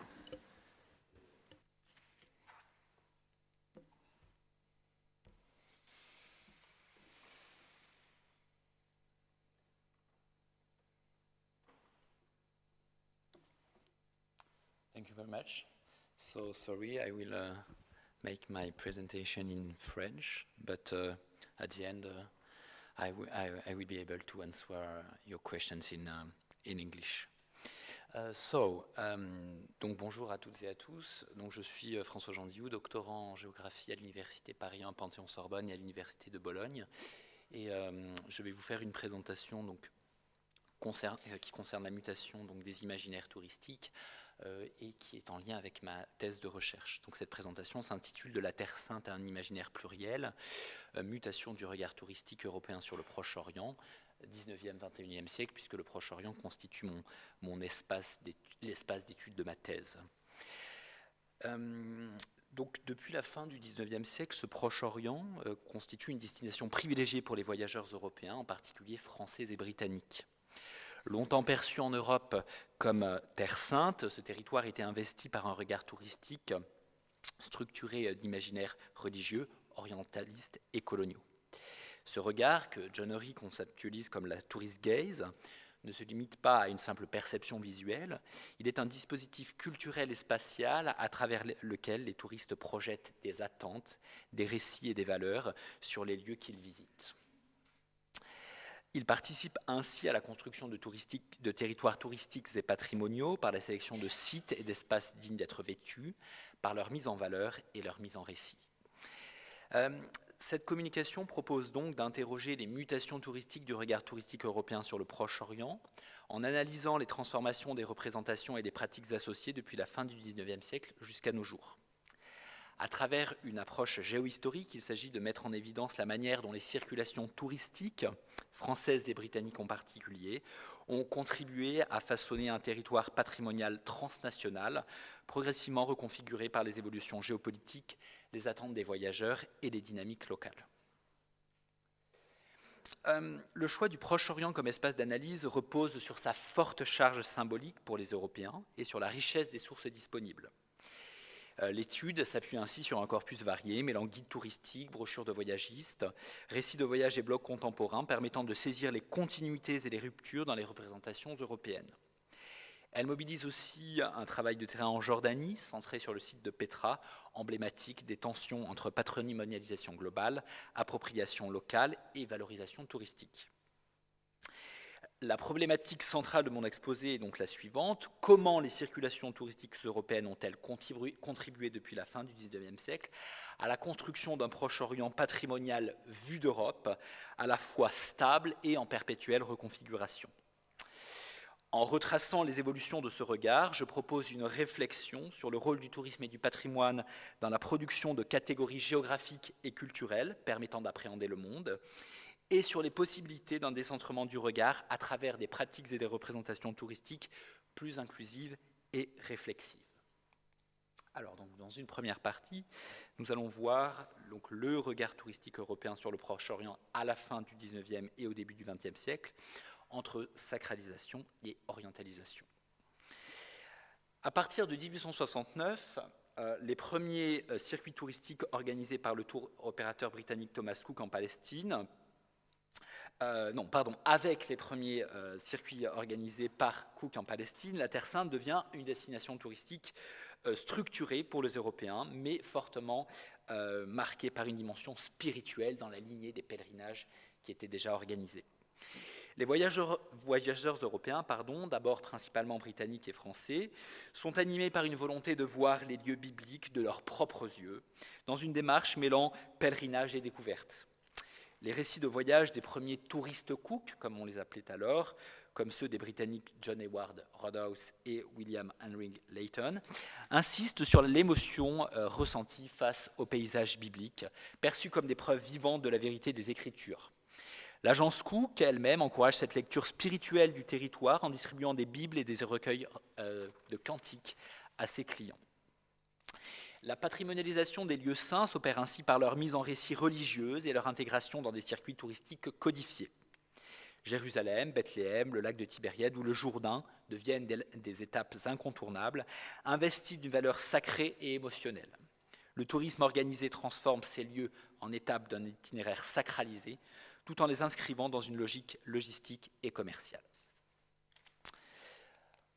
Parallèlement à cette sacralisation, les voyageurs européens projettent sur le Proche-Orient un imaginaire romantique et orientaliste. Les ruines antiques, comme celles de Baalbek ou de Césarée, suscitent fascination et admiration. Le Britannique George Jagger, en 1876, qui participe à un tour Cook, décrit les vestiges romains de Baalbek comme grandioses et mystérieux, révélant une lecture esthétique et émotionnelle du patrimoine antique. Ce regard est nourri par les références littéraires du XIXe siècle, les écrivains français Chateaubriand, Flaubert ou encore Nerval, qui ont contribué à forger une image de l'Orient comme un espace de beauté, de mystère et d'altérité. Les récits des touristes Cook reprennent ces codes en décrivant les paysages désertiques, les costumes locaux et les scènes de marché avec une forte charge exotisante. L'Orient devient alors un décor pittoresque, à la fois contemplé et mis en scène par les touristes. Enfin, ce regard touristique, donc de la fin du XIXe et du début du XXe siècle, est profondément structuré par des logiques coloniales. Les voyageurs européens expriment souvent une vision condescendante du Proche-Orient, perçue comme arriérée et mal gouvernée. Le touriste anglais William Membrose, en 1882, déplore ainsi dans un récit que Jérusalem soit, je cite, sous l'influence foudroyante d'une puissance qui semble détruire tous les pays qu'elle gouverne si mal, visant ainsi l'Empire ottoman. Cette posture d'appropriation symbolique se traduit aussi dans les pratiques touristiques. George Jagger raconte ainsi comment son groupe, je cite, prend possession d'un jardin pour y déjeuner, illustrant une forme de domination spatiale implicite. Les récits touristiques participent ainsi à une mise en récit européenne du territoire, où la Terre Sainte est pensée comme un espace à redécouvrir, à valoriser et à civiliser. Ce triple regard, sacralisant, orientaliste et colonial, structure durablement les représentations touristiques européennes du Proche-Orient et fonde un imaginaire qui perdure bien au-delà du XIXe siècle. C'est ce que nous allons voir dans la seconde grande partie, donc reconfiguration du regard touristique européen sur le Proche-Orient au XXe siècle, entre continuité et rupture. Alors, tout au long du XXe siècle, les imaginaires touristiques européens hérités du XIXe que nous venons d'évoquer ont perduré dans les représentations du Proche-Orient. Les circuits organisés par les agences de voyage ont continué à structurer les itinéraires autour des mêmes sites emblématiques, Jérusalem, Bethléem, Pétra, etc., investis d'une forte charge symbolique. Ces lieux conservent leur centralité dans les brochures touristiques et les récits de voyage contemporains. Cette continuité est renforcée durant la période coloniale de 1920 à 1946, lorsque les autorités françaises et britanniques font du patrimoine archéologique un outil de légitimation politique et un levier touristique dans leurs mandats respectifs. La restauration des sites majeurs, comme Baalbek ou le Krag des Chevaliers, Palmyre également, l'ouverture de musées et la diffusion de guides et de brochures participent à inscrire ces lieux dans un imaginaire orientaliste, tout en consolidant leur place dans les circuits touristiques européens. Par la suite, les représentations religieuses et esthétiques restent très présentes. Dans les récits de voyages contemporains, comme ceux des Français Jean-Claude Guilbault en 1993 ou Régis Debray en 2008, le voyage en Terre Sainte est encore décrit comme une expérience spirituelle, voire initiatique, où le paysage biblique agit comme un révélateur de mémoire et de foi. Les guides touristiques continuent à valoriser les panoramas, les ruines et les lieux saints comme des points d'ancrage du regard européen, dans une logique de continuité touristique et patrimoniale. Cependant, cette continuité est mise à l'épreuve par les mutations géopolitiques du XXe siècle. La décolonisation européenne, la création de l'État d'Israël, les guerres israélo-arabes, le conflit israélo-palestinien, ou encore les conflits libanais et syriens, ont profondément modifié les flux touristiques. Les circuits transnationaux du XIXe siècle, qui reliaient les pays du Levant, se sont fragmentés. Les brochures contemporaines montrent une nette préférence pour des itinéraires nationaux, voire locaux, centrés sur des États perçus comme plus stables, en particulier la Jordanie. Les frontières, les checkpoints et les régimes de visa deviennent des éléments structurants des représentations du voyage. Dans les blogs de voyageurs, le passage entre Jérusalem et Bethléem ou entre Amman et Jéricho est souvent décrit comme une expérience marquée par la tension et la surveillance. Le territoire touristique proche-oriental se recompose aussi ainsi autour de logiques spatiales de plus en plus cloisonnées qui redéfinissent les possibilités de circulation et d'interprétation des lieux. Par ailleurs, à partir du milieu du XXe siècle, le tourisme européen au Proche-Orient connaît une transformation profonde dans ses pratiques et ses motivations. Le développement du transport aérien, des routes et des services hôteliers permet une démocratisation relative du voyage, tout en renforçant la standardisation des parcours. Les croisières, les circuits en voiture ou en autocar et les séjours en hôtel deviennent des formats de voyage privilégiés. Les brochures insistent ainsi sur la facilité du voyage, la sécurité des itinéraires ou encore la présence de guides professionnels. Le tourisme est désormais pensé pour répondre à des attentes variées dans un cadre logistique maîtrisé. Parallèlement, les motifs du voyage se diversifient. Si le voyage culturel et religieux restent présents, de nouvelles formes de tourisme émergent, le tourisme balnéaire dans les grandes stations d'Eilat, d'Aqaba ou de Tel Aviv, le tourisme sportif et d'aventure avec la plongée, la randonnée dans le désert ou encore l'escalade, et enfin le tourisme familial facilité par les infrastructures hôtelières et les offres packagées. Cette massification du tourisme transforme le territoire proche-oriental en un espace touristique multifonctionnel et cloisonné, où logique patrimoniale coexiste avec des usages récréatifs, commerciaux et événementiels. Alors, dans une dernière partie, nous allons voir donc qu'au XXIe siècle, c'est-à-dire ces dernières années récemment, on a un imaginaire pluriel qui se manifeste entre réflexivité et décentrement. Donc tout d'abord, depuis les années 2000, le regard touristique européen sur le Proche-Orient se complexifie. Les récits contemporains, notamment les blogs et les carnets de voyage numériques, témoignent d'une montée en réflexivité. Les voyageurs ne se contentent plus de visiter, ils interrogent les contextes, les mémoires et les tensions qui traversent les lieux. Le tourisme géopolitique, comme les circuits proposés par les tours opérateurs français explorateurs ou voyageurs du monde, invite à rencontrer des acteurs locaux, à visiter des lieux symboliques du conflit israélo-palestinien, checkpoints, camps de réfugiés, murs de séparation, et à comprendre les enjeux historiques et diplomatiques. Cette évolution s'accompagne d'une subjectivation du regard. Les voyageurs mettent en scène leurs émotions, leurs dilemmes, leurs engagements. Le voyage devient un espace de narration personnelle où les lieux patrimoniaux sont investis comme support de réflexion, de témoignage ou de performance sociale. Les blogs regorgent ainsi de récits où le Proche-Orient est perçu comme un territoire à la fois chargé de mémoire et porteur d'expériences singulières. Petra, en Jordanie, incarne bien cette mutation actuelle du regard touristique européen. Dès le XIXe siècle, le circuit est perçu par les voyageurs, les premiers voyageurs européens, comme une cité perdue nourrissant un imaginaire romantique et orientaliste. Au cours du XXe siècle, Petra est intégrée au circuit classique du tourisme patrimonial. Elle devient un incontournable, labellisée par le classement UNESCO et valorisée pour son esthétique spectaculaire et sa charge symbolique. Mais au XXIe siècle, les représentations de la cité nabatéenne se diversifient. Les blogs et récits expriment une quête d'authenticité, voire d'engagement. Certains voyageurs dénoncent le tourisme de masse et la dégradation du lieu, la marchandisation du site et l'expulsion des Bédouins, ou s'interrogent sur les effets de la patrimonialisation globale. D'autres valorisent les rencontres avec les communautés locales, les expériences de randonnée ou la méditation dans le désert. Petra devient ainsi un espace de tension entre héritage mondial, appropriation locale et usage touristique pluriel. Ces évolutions invitent à repenser la fabrique patrimoniale du Proche-Orient. Le regard européen, longtemps dominé, tend à se décentrer. Les acteurs locaux, guides, habitants, artistes, chercheurs, réinterprètent les lieux, proposent d'autres récits, d'autres usages. Des initiatives participatives émergent, valorisant les mémoires plurielles, les pratiques vernaculaires, les enjeux contemporains, comme en Palestine, avec l'ONG Solidarity Hebrew.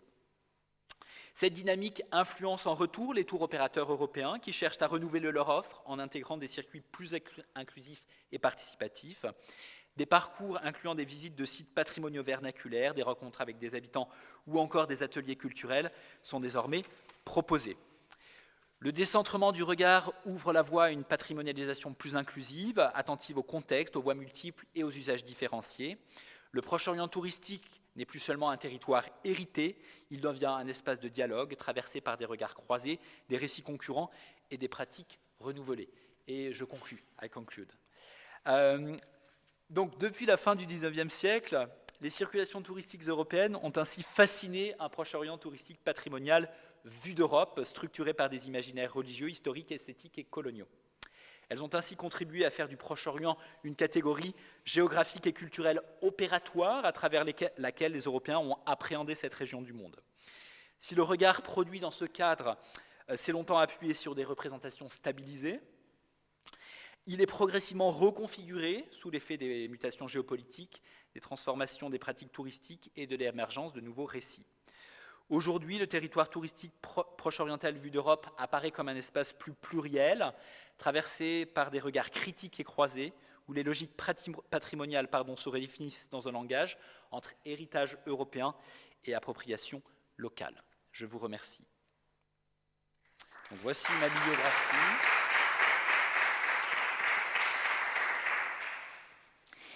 Thank you, François, for your intervention. Now, if there's any comment or question from the audience.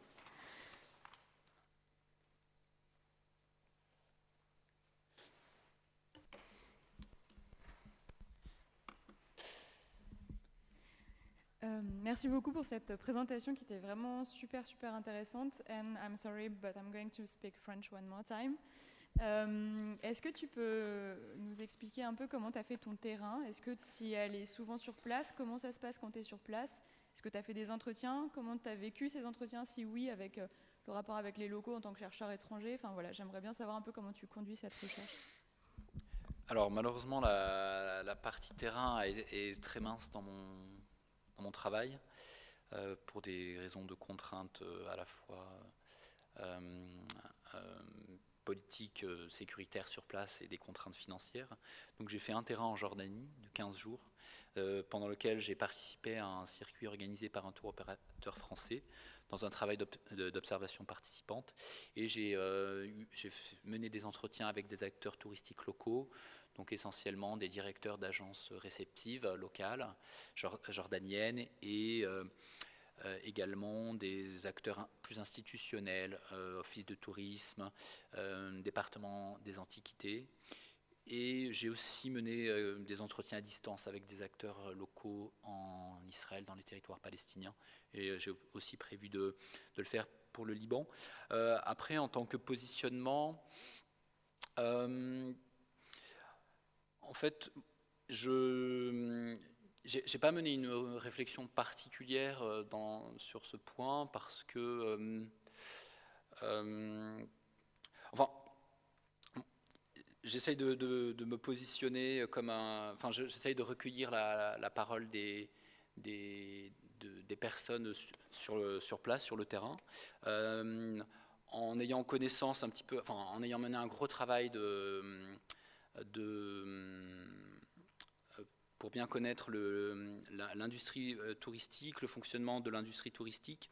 Et j'avais mené déjà un certain nombre d'entretiens avant avec des acteurs touristiques européens. Donc, du coup, à partir de ce travail que j'avais mené avec les acteurs touristiques européens, j'ai interrogé les acteurs touristiques locaux pour savoir comment ils se positionner, pour savoir quelle était leur attitude vis-à-vis de leurs interlocuteurs en Europe, s'ils étaient plutôt dans une logique collaborative ou plutôt dans une position hiérarchique. Voilà. Et donc, j'ai recueilli leurs témoignages par des entretiens semi-directifs. Voilà. Je ne sais pas trop si ça répond à ta question. Mais je n'ai pas mené un travail particulier sur de réflexivité sur ma posture. Voilà. François, I have a question, Yes. and I have to do it in English because... Yes, no problem. I was wondering, like, how is impacting local perception, the reinterpretation of the Holy Land with this evolution of tourism? So the local perception and the With impact. the reinterpretation of the nature, like, of the Holy Land, known as a spiritual journey for... Okay, so what is interesting is that finally the local actors are totally participating to the diffusion of the former imaginary, so of this imaginary of the 19th and the 20th century. They have a role in the diffusion of this imaginary. So, and finally, the implementation of a new vision, of new practices, is impulsed quite in Europe by stakeholders, by tour operators who want to share a new vision, to have a new approach, like the geopolitical tours, etc. So I think that the stakeholders, the local stakeholders, are have a market vision. They want to sell tours. They want to sell travels, and they want to adapt the... que peut représenter la rupestre, et est-ce que ou d'initier des mouvements, que ce soit les associations ou bien des scientifiques, est-ce que toi tu as pu l'observer sur différents terrains ou pas du tout? Est-ce que c'est un potentiel qui justement crée un investissement symbolique, financier peut-être? En fait, tu as deux choses. Tu as d'abord ceux que je vais appeler des érudits locaux, qui sont des gens qui étaient là avant la valorisation des sites, qui sont très intéressés par l'archéologie et qui ont beaucoup travaillé sur leur territoire. Ça, c'est des gens qui vont surtout parler à la population de manière générale. C'est des gens qui ont un petit statut local, certains sont des élus locaux parfois, et donc eux ont commencé à donner des conférences qui ne sont pas forcément professionnalisées, mais qui sont très bien documentées, et eux, ils ont servi à la base de relais entre les habitants et ce patrimoine. Et il y a une deuxième chose derrière, c'est les scientifiques, c'est donc notamment les archéologues. En Haute-Maurienne, il y a une tradition d'investissement des archéologues du département, mais qui ne va toucher que les élus. Ils ne vont pas directement parler à la population. Par contre, sur d'autres territoires, en Italie, dans la vallée Camonica par exemple, c'est tellement présent depuis plus d'un siècle en réalité, et les chercheurs sont tellement présents même dans la vie quotidienne et dans l'environnement urbain ou rural, que là, il y a un lien entre la recherche et les populations. Mais sur ce terrain-là, c'est pour ça que j'ai identifié les associations comme un secteur clé. Les associations font vraiment le lien entre la recherche, les habitants, pour favoriser l'appropriation. Donc en fait, tu as ces deux moyens d'entrer en connexion avec la donnée, avec la recherche, selon le territoire où tu te trouves. Any other questions?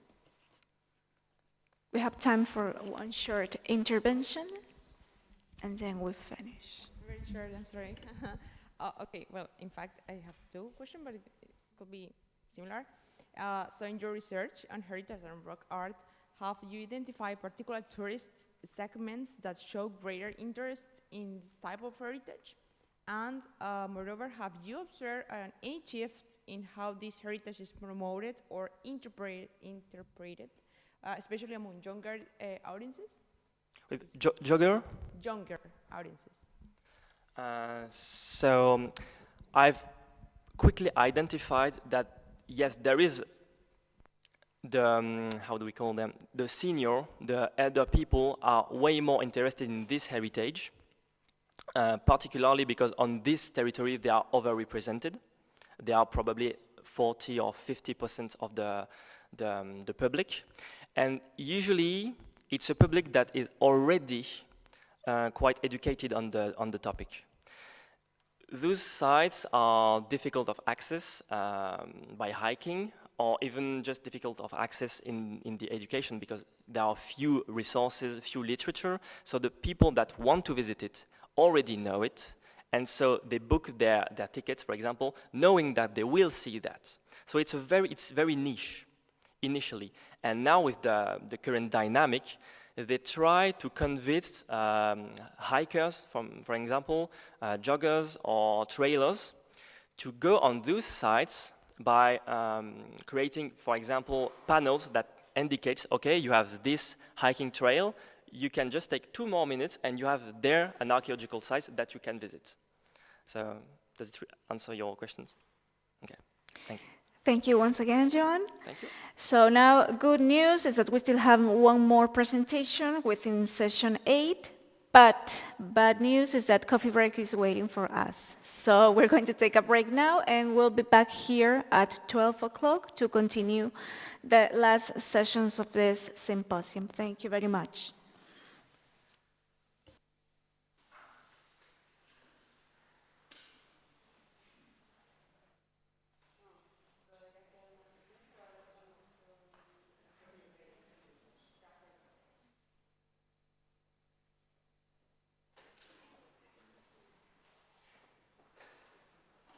Your arms, I see the skies, see your true love shining through.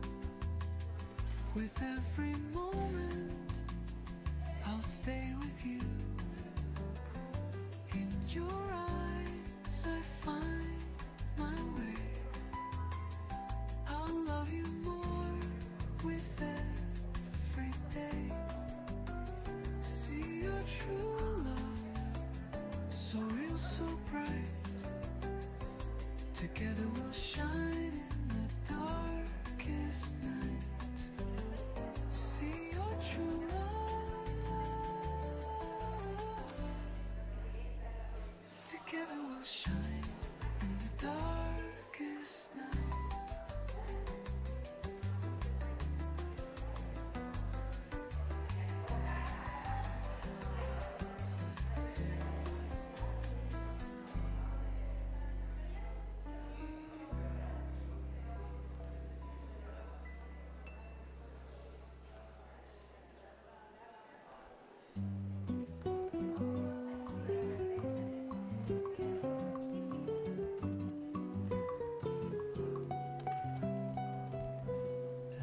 Slow, the lights are low.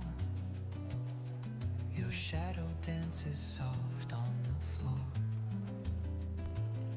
Your fingers trace the rim of your glass, while silence sings of what we're longing for. You smile like you're hiding a song, and I hum along, though I don't belong to this moment that feels like a dream, caught somewhere in between. Stay a little longer, just one more tune. Let time forget we're leaving soon. I'll take the words I cannot say and fold them gently into the sway of this slow and smoky room. You talk in whispers, your eyes so wide, like stars too proud to fall from the sky. I lose my name inside your laugh, and wish this night could split in half. Stay a little longer, chase the dawn. This heart's not ready to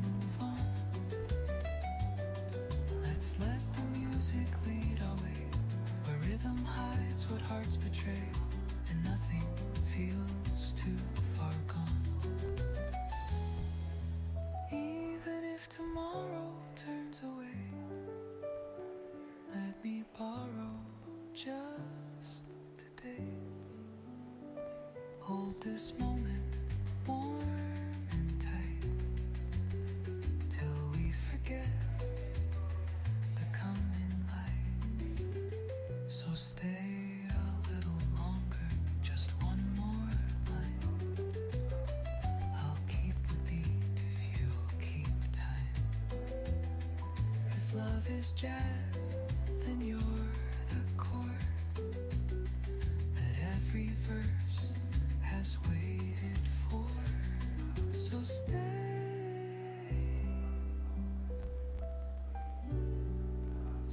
a little more.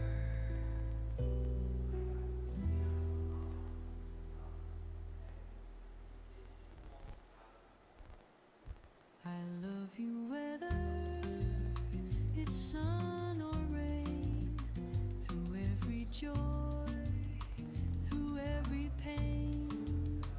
With you my heart will always stay.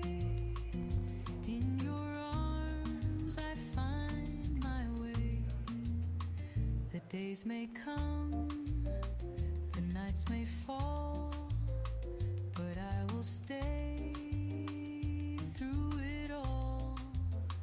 Through every moment love will shine. Together your heart will be mine. Through days may come, the nights may fall, but I will stay through it all.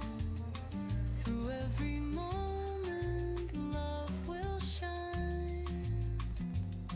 Together your heart will be mine. Stay forever, hold me near. With you there's nothing to fear. Through every storm, through every tide, I'll stay with you right by your side. Stay forever, just you and me.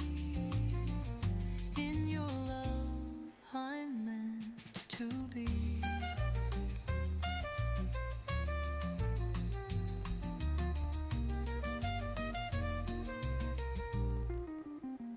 The world may change, but we will not. Our love's a treasure we've always sought. Through every kiss, through every touch, I'll love you more than words can clutch. In your eyes I see our fate, a love that time will never break. No matter what the future brings, I'll be with you through all things. Stay forever, hold me near. With you there's nothing to fear. Through every storm, through every time, I'll stay with you right by your side. Stay forever, just you and me. In your love I'm meant to be. Forever, ooh, our love I'm meant to be.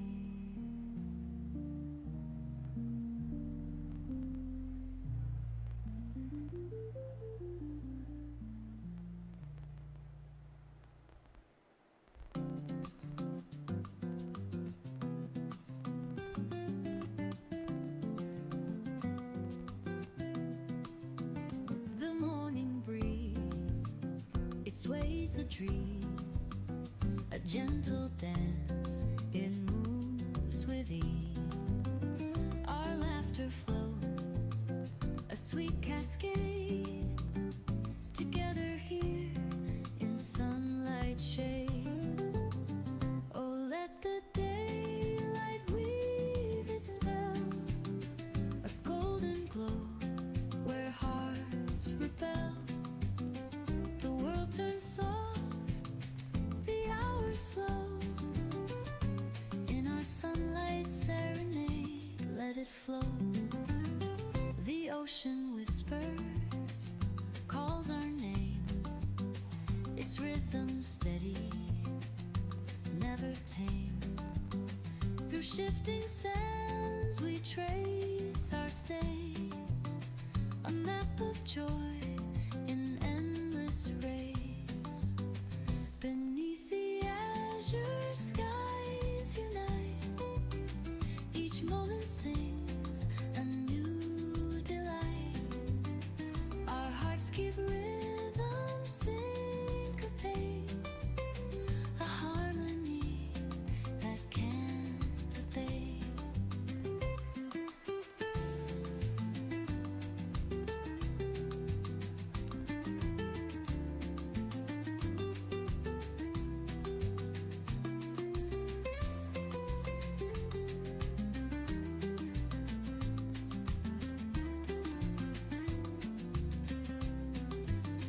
With every glance, your eyes embrace.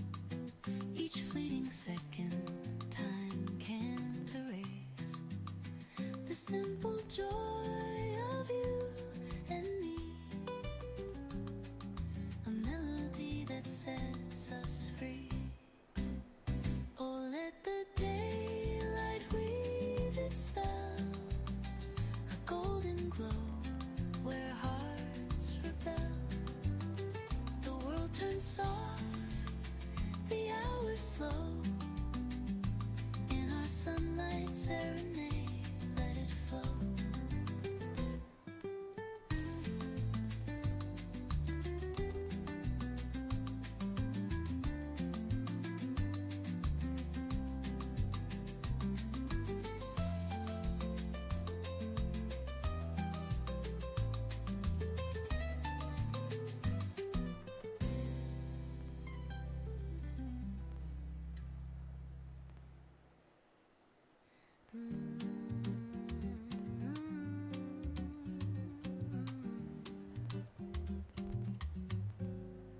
The sun dips low, it meets the sea.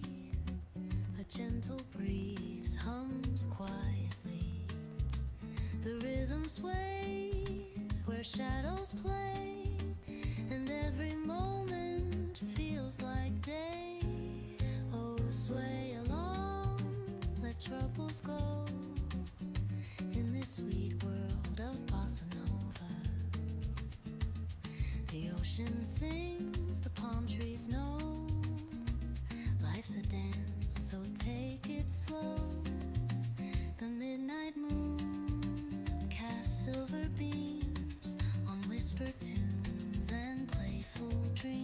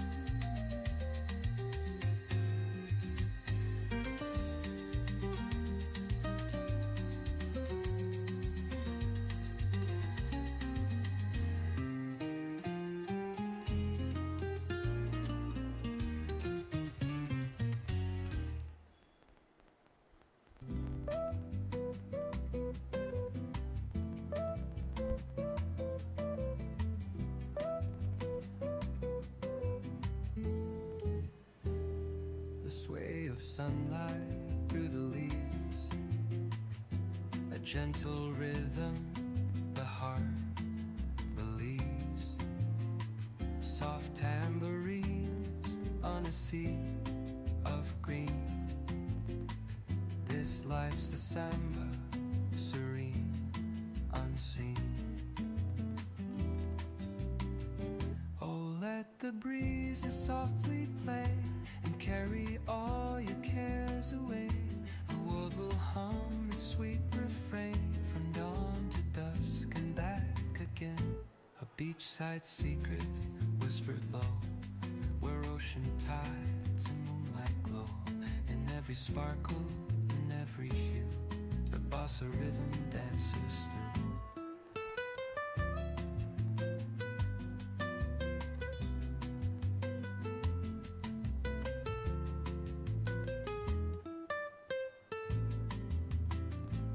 The stars are tambourines in flight.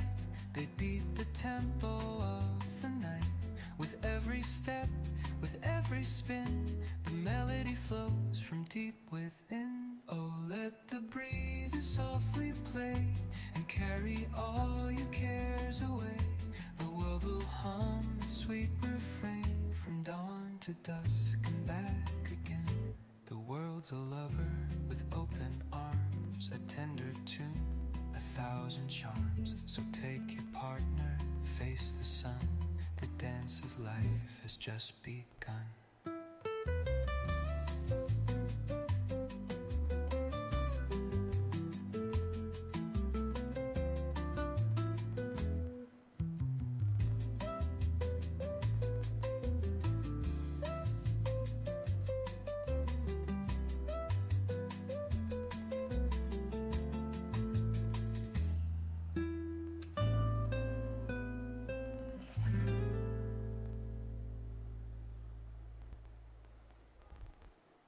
Under the moon,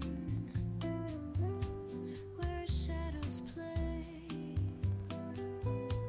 we trace the rhythm, hearts sway away, a samba of whispers, soft and true, dancing till dawn. Just me and you. The breeze caresses, perfumed and light. It carries our dreams into the night. Your laughter lives like a sweet refrain. With every step, love's bloom remains. Oh, sway with me, my love divine. Your hand in mine,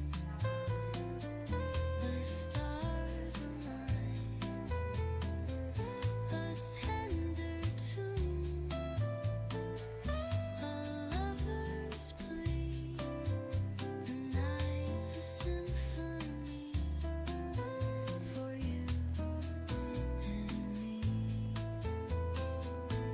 The ocean hums a soft serenade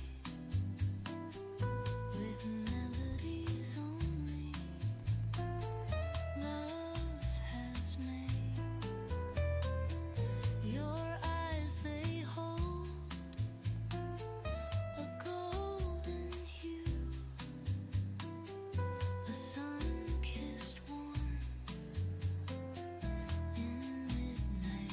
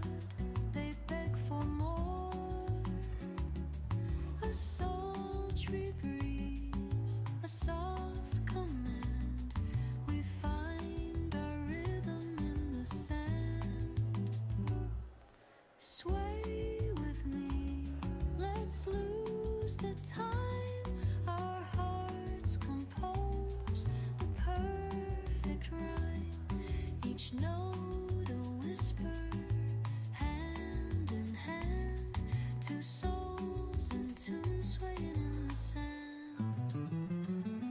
The stars are humming sweet and low, their tune the tides already know.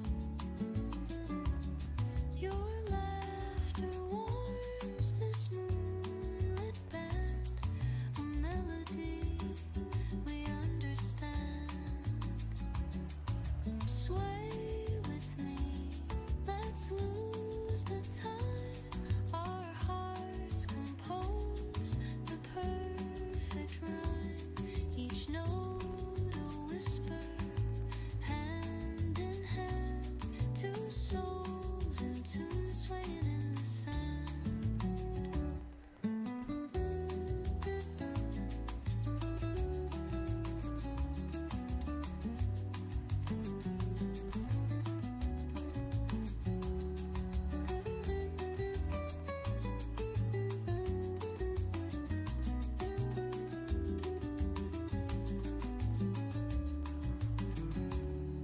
The world can fade, dissolve and stray, but here tonight let's slip away.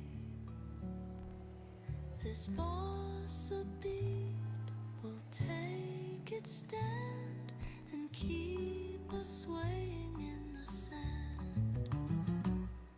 Sway with me, let's lose the time, our hearts compose the perfect rhyme, each note a whisper, hand in hand, two souls in tune swaying in the sand.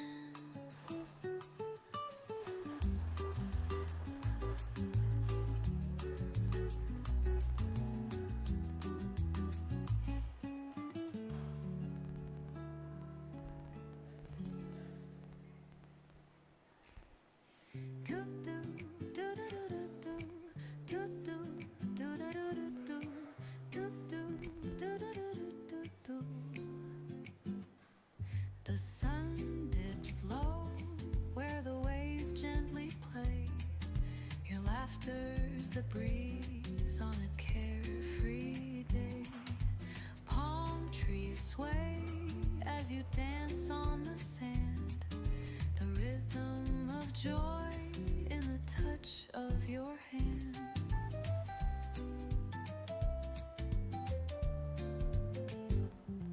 The sea whispers tales in a language unknown, but here with you I feel right at home.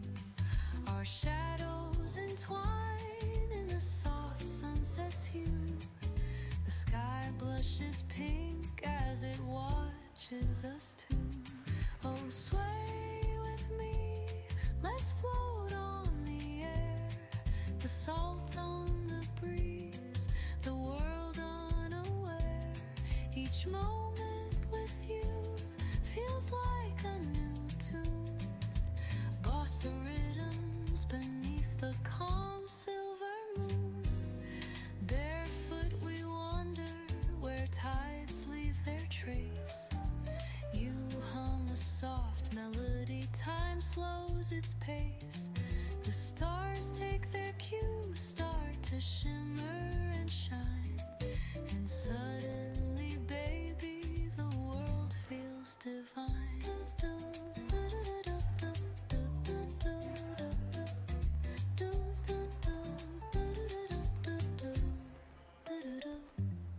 The tempo so sweet, like a soft samba breeze, with whispers of love carried over the seas. Let's bottle this magic, these moments so few, to replay forever, just me and just you. Oh, sway with me, let's float on the air, the salt on the breeze.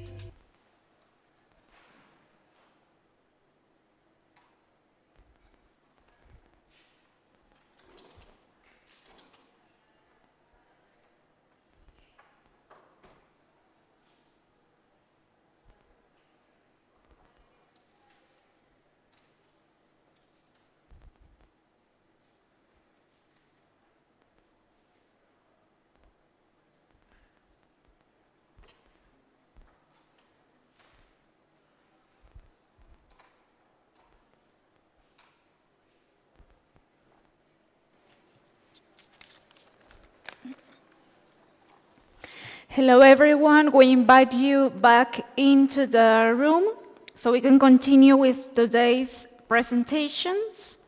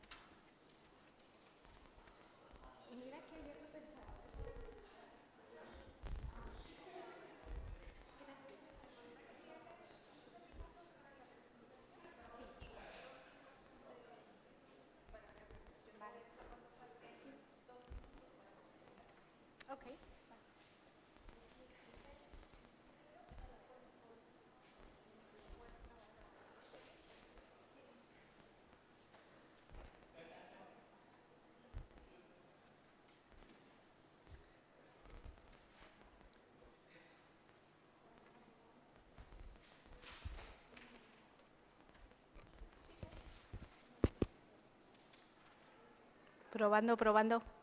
1, 2, 3. 1, 2, 3.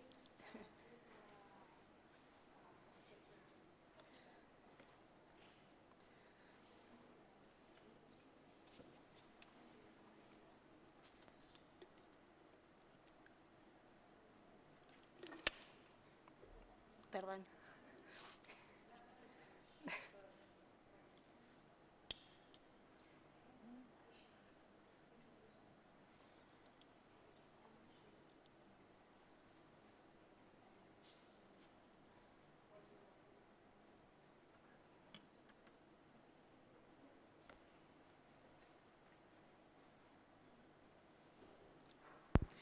Welcome back. Now I would like to introduce Citlali Cordero Cuevas from University of Malaga, who will share her presentation on evolutionary cycle of the over-tourism in the context of COVID-19, the impact of a global health crisis from the tourist point of view. Hello everyone. De experiencia académica dentro del sector turístico de la isla y que tuvieran la familiaridad, cierta familiaridad con Palma como destino turístico. El análisis de datos que realicé fue, una vez que he colectado todas las entrevistas, las he grabado, las he transcrito y aquellas que realicé en alemán las he traducido al español. Después utilicé el sistema de análisis temático inductivo que es fundamentado por, o que se basa en la teoría de fundamentación de Strauss. Y bueno, ahora voy a pasar a los resultados. Los resultados los he dividido básicamente en 3 temas. El primero que son las percepciones, los efectos del coronavirus en la sobresaturación turística, las repercusiones del coronavirus en el comportamiento de viaje y el impacto del coronavirus en la experiencia de turista. Por un lado, las percepciones de los efectos del coronavirus en la sobresaturación turística. Hice una comparación entre el periodo prepandémico y el periodo pospandémico. En el periodo prepandémico, la mayoría de los turistas comentaron que encontraron relativamente llena la ciudad, pero que eso dependía de varios factores. Primero, el lugar, es decir, la ciudad no es que esté llena por todos lados, sino principalmente en el núcleo turístico. el periodo del año en el que visitaron la isla, si es verano, si son vacaciones en Alemania o si es temporada alta en la isla, siempre encuentran más gente. Perdón. El horario del día también juega un rol importante porque comentaban, bueno, nosotros sabemos que a partir de cierta hora la ciudad va a estar muy llena, entonces procuramos siempre salir muy temprano para evitar estas aglomeraciones. Depende también de las condiciones del tiempo. Es un aspecto muy interesante que cuando la gente sabe que va a llover, pues hace una excursión a la ciudad. Y por otro lado, los eventos que tienen lugar en Palma. Muchos de los turistas entrevistados son personas que han visitado la isla frecuentemente, tienen un nivel de frecuencia muy alto, un nivel de experiencia muy alto, y ellos saben cuándo vienen los eventos de Palma y eso también les ha ayudado a tener un poco más la idea de qué visitar y a dónde no ir dentro del centro de la ciudad. Por otro lado, las percepciones del turista en el periodo pospandémico dependió mucho del momento en el que visitaron la isla y, por supuesto, Palma. Durante las visitas en el 2020, han notado un abrupto decrecimiento de la presencia de turistas. Reducido también, influenciado también por la reducida oferta turística, es decir, había hoteles cerrados, había pocos vuelos, y también por el miedo al contagio. Por otro lado, en el 2021 empiezan a notar a la ciudad considerablemente más vacía, pero aquí dijeron algo, las circunstancias son desfavorables, sin embargo el viaje fue más placentero, porque al haber menos gente podían disfrutar mejor de los atractivos turísticos y no encontraban las masificaciones que se vivían previas al coronavirus. En el 2022, la gente que viajó en este año comenzó a ver un crecimiento en las aglomeraciones en la ciudad. Esto también influenciado por el periodo de estabilización del turismo a nivel global. En el 2023 notan los turistas un retorno a la normalidad, es decir, los turistas ya perciben que la afluencia turística vuelve a los niveles previos a la pandemia. El grupo de expertos apoya esta visión en donde comentan, bueno, en realidad no hubo una diferencia real con el tiempo, porque si bien al principio fue un efecto que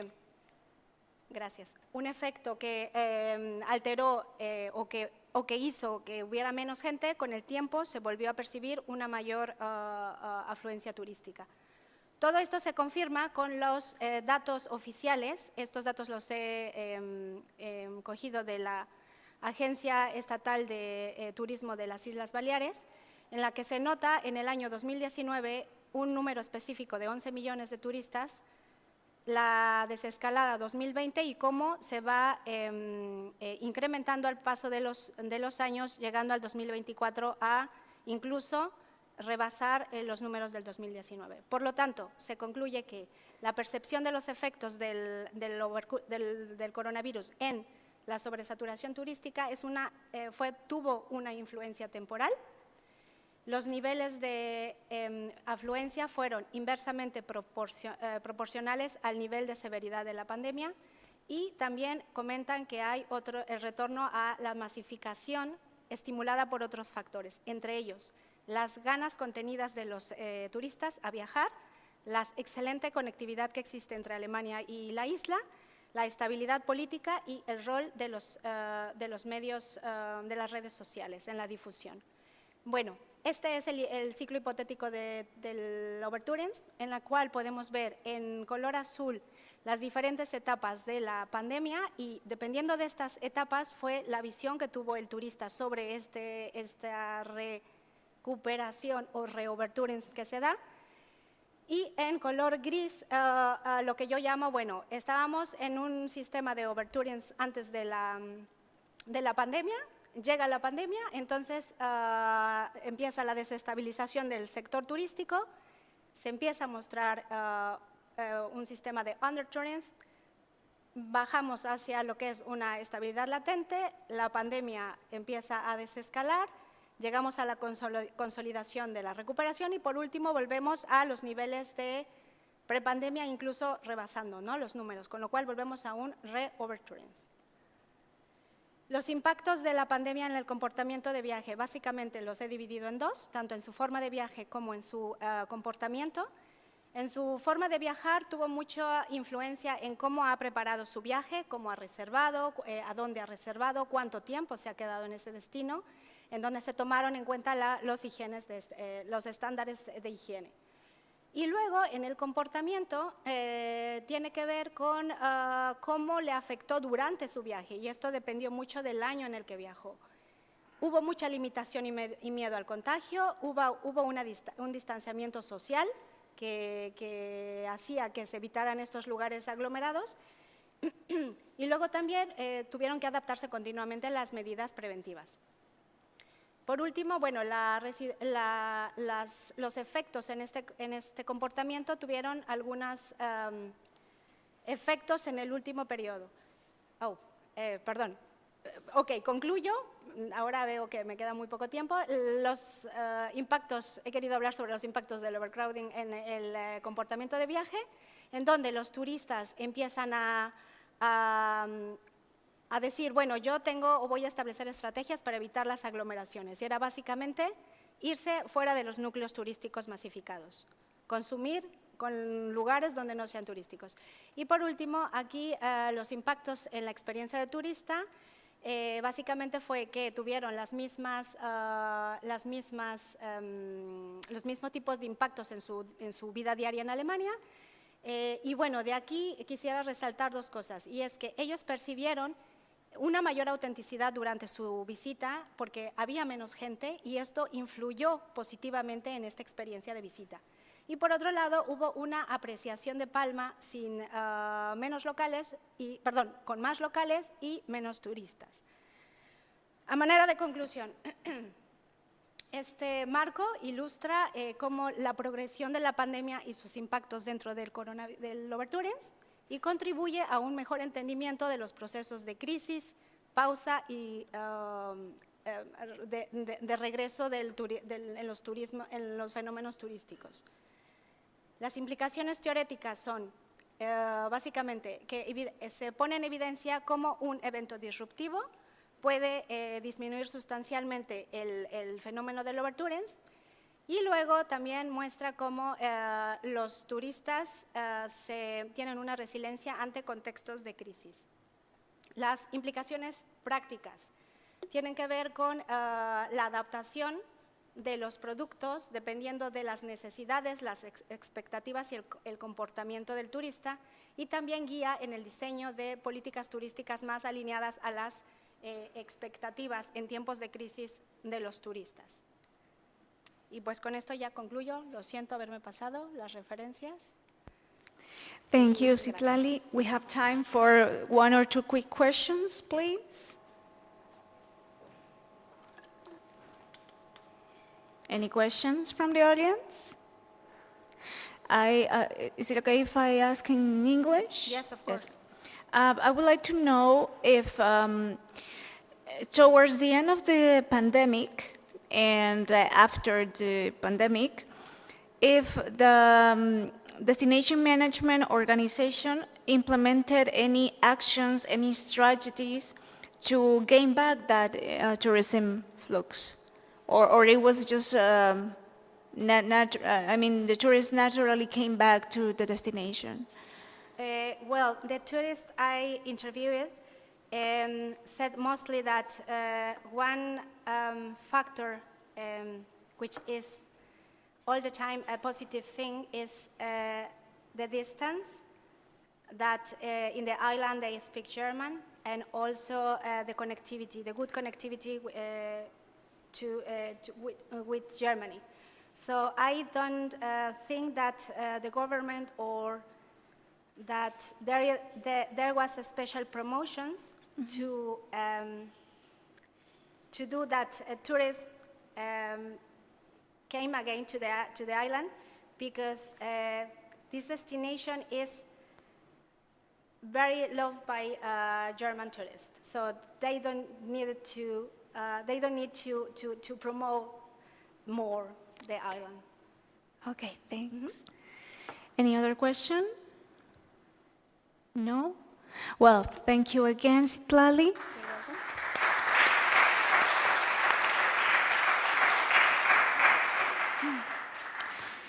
Therefore, it's time to continue with the last session of our symposium, session 9, that it's also titled Mutations in Tourism Practices and Representations. But I would like to give the chair to my colleague Chen Si to conduct this session. Thank you.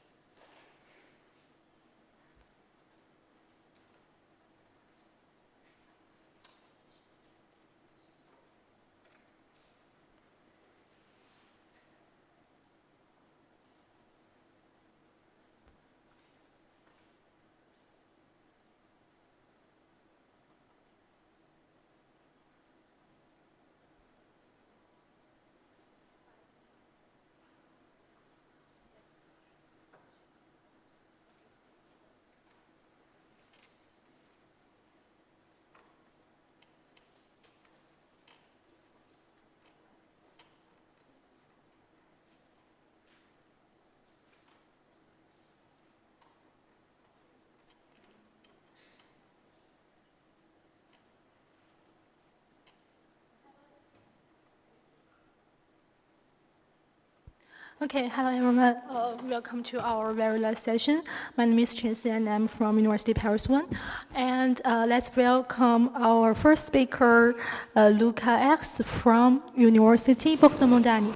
And he's going to present surveyed holidays and ethnographic inquiry to tourist days designed to support precautiously home people in alternative spaces. Please. Merci beaucoup. Hello everyone. I will present my work in French. I'm so sorry for the non-French French people, locuteurs.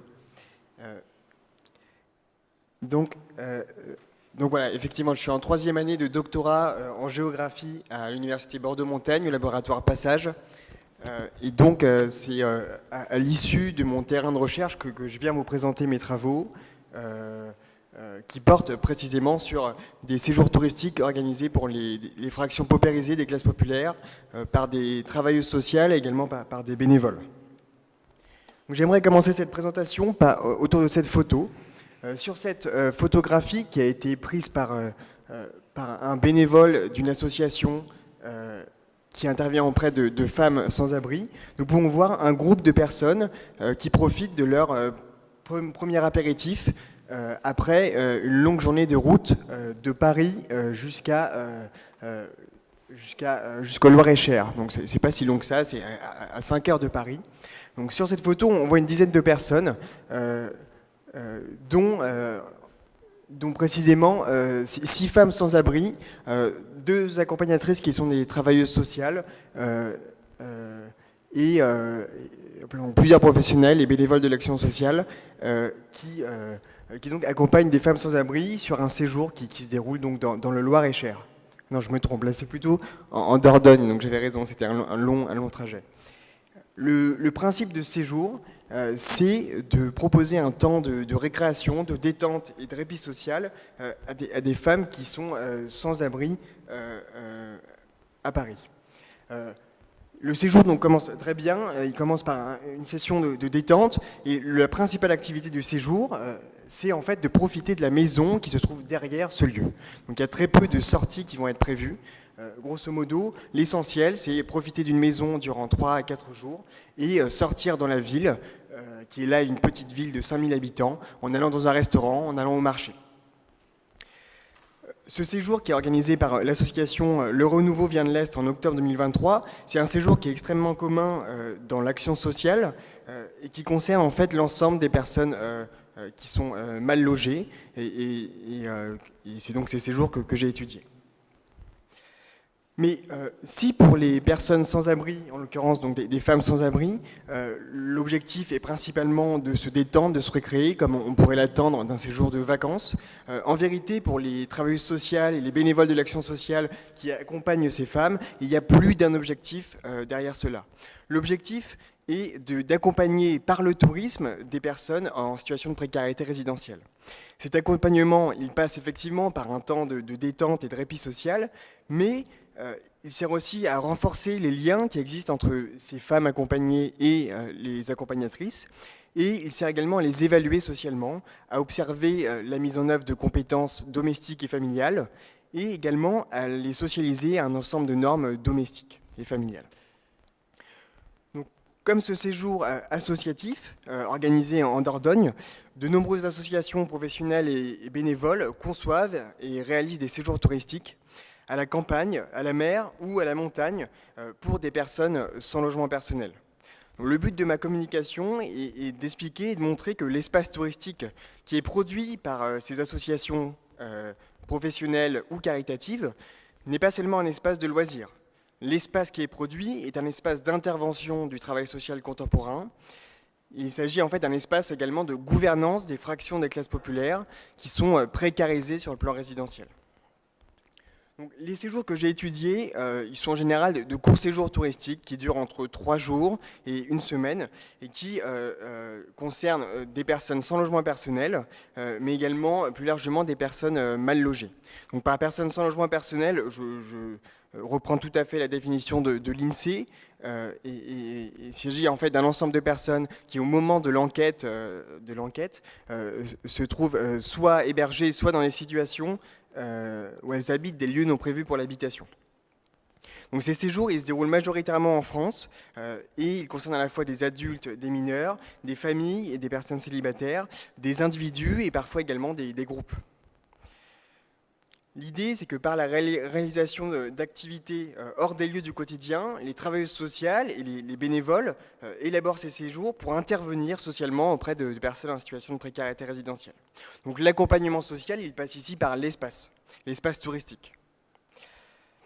Donc la communication présente, elle s'appuie sur, l'analyse d'une centaine d'entretiens semi-directifs que j'ai conduits auprès des populations qui sont accompagnées en vacances, auprès des travailleuses sociales et des bénévoles qui organisent ces séjours. Et également auprès de quelques financeurs, notamment auprès de la direction de l'Agence nationale des chèques vacances qui finance ces séjours en grande partie. Je me suis également appuyé sur des séances d'observation participantes dans les associations qui organisent ces séjours et sur l'analyse d'archives et sur la participation à 2 séjours, que j'ai pu observer directement sur site, l'un dans la campagne de Toulouse et l'autre plutôt en Normandie. Donc la question qui m'intéressera aujourd'hui est la suivante. Dans quelle mesure ces séjours touristiques organisés par le travail social visent-ils à réguler socialement des populations mal logées et non logées des classes populaires françaises qui sont en attente d'une amélioration résidentielle, d'une régularisation résidentielle? Je vais répondre en 3 temps. D'abord, je montrerai que l'espace touristique qui est produit par ces bénévoles et ces professionnels de l'action sociale, c'est une manière de réguler à long terme des populations qui, justement, vont attendre pendant des périodes indéterminées, mais assurément longues. Ensuite, dans un second temps, je montrerai que ces séjours, ils sont accordés et façonnés de manière discrétionnaire par ces professionnels et bénévoles de l'action sociale. Enfin, dans un dernier temps, je montrerai que ce tourisme, il a une visée normative, il permet d'évaluer l'autonomie résidentielle des populations accompagnées ou de leur faire développer un ensemble de normes conçues comme bonnes pour habiter correctement un logement. Donc d'abord, effectivement, l'espace touristique qui est produit par ces bénévoles et ces professionnels de l'action sociale, c'est un moyen de réguler des populations qui sont placées dans des positions d'attente de l'hébergement ou d'attente d'un logement social, dans un contexte de pénurie dans ces deux secteurs. Ces séjours servent effectivement à récréer ou à recréer, pour reprendre l'expression de Rémi Knafou et de Mathis Stock, des populations qui vivent dans des conditions très précaires. Donc j'ai pu observer des séjours qui sont élaborés auprès de diverses populations, des populations qui sont sans abri et qui fréquentent des accueils de jour, des populations qui sont hébergées sur des courtes périodes dans des conditions assez précaires, ou des populations qui sont hébergées de façon très durable plusieurs années dans des centres d'hébergement et de réinsertion. J'ai aussi travaillé à la fin de mon enquête auprès de populations qui sont non plus hébergées mais logées dans des pensions de famille ou dans des résidences sociales, donc au niveau du logement accompagné. Mais à chaque fois, ce que j'ai pu observer, malgré la diversité de ces types d'accueil, de l'hébergement d'urgence jusqu'à l'hébergement de stabilisation et jusqu'au logement accompagné, j'ai pu observer que le séjour touristique qui était élaboré était toujours élaboré pour octroyer une promotion résidentielle. Donc le fait de partir en séjour permet toujours à des populations qui vivent dans des conditions précaires au niveau résidentiel d'avoir un temps où elles bénéficient d'un logement qui est plus grand, qui est plus intimiste, où il y a plus d'espace, parfois même de l'intimité, et où un ensemble d'éléments matériels ou symboliques qui ne sont pas présents sur le lieu d'hébergement, là, vont être permis.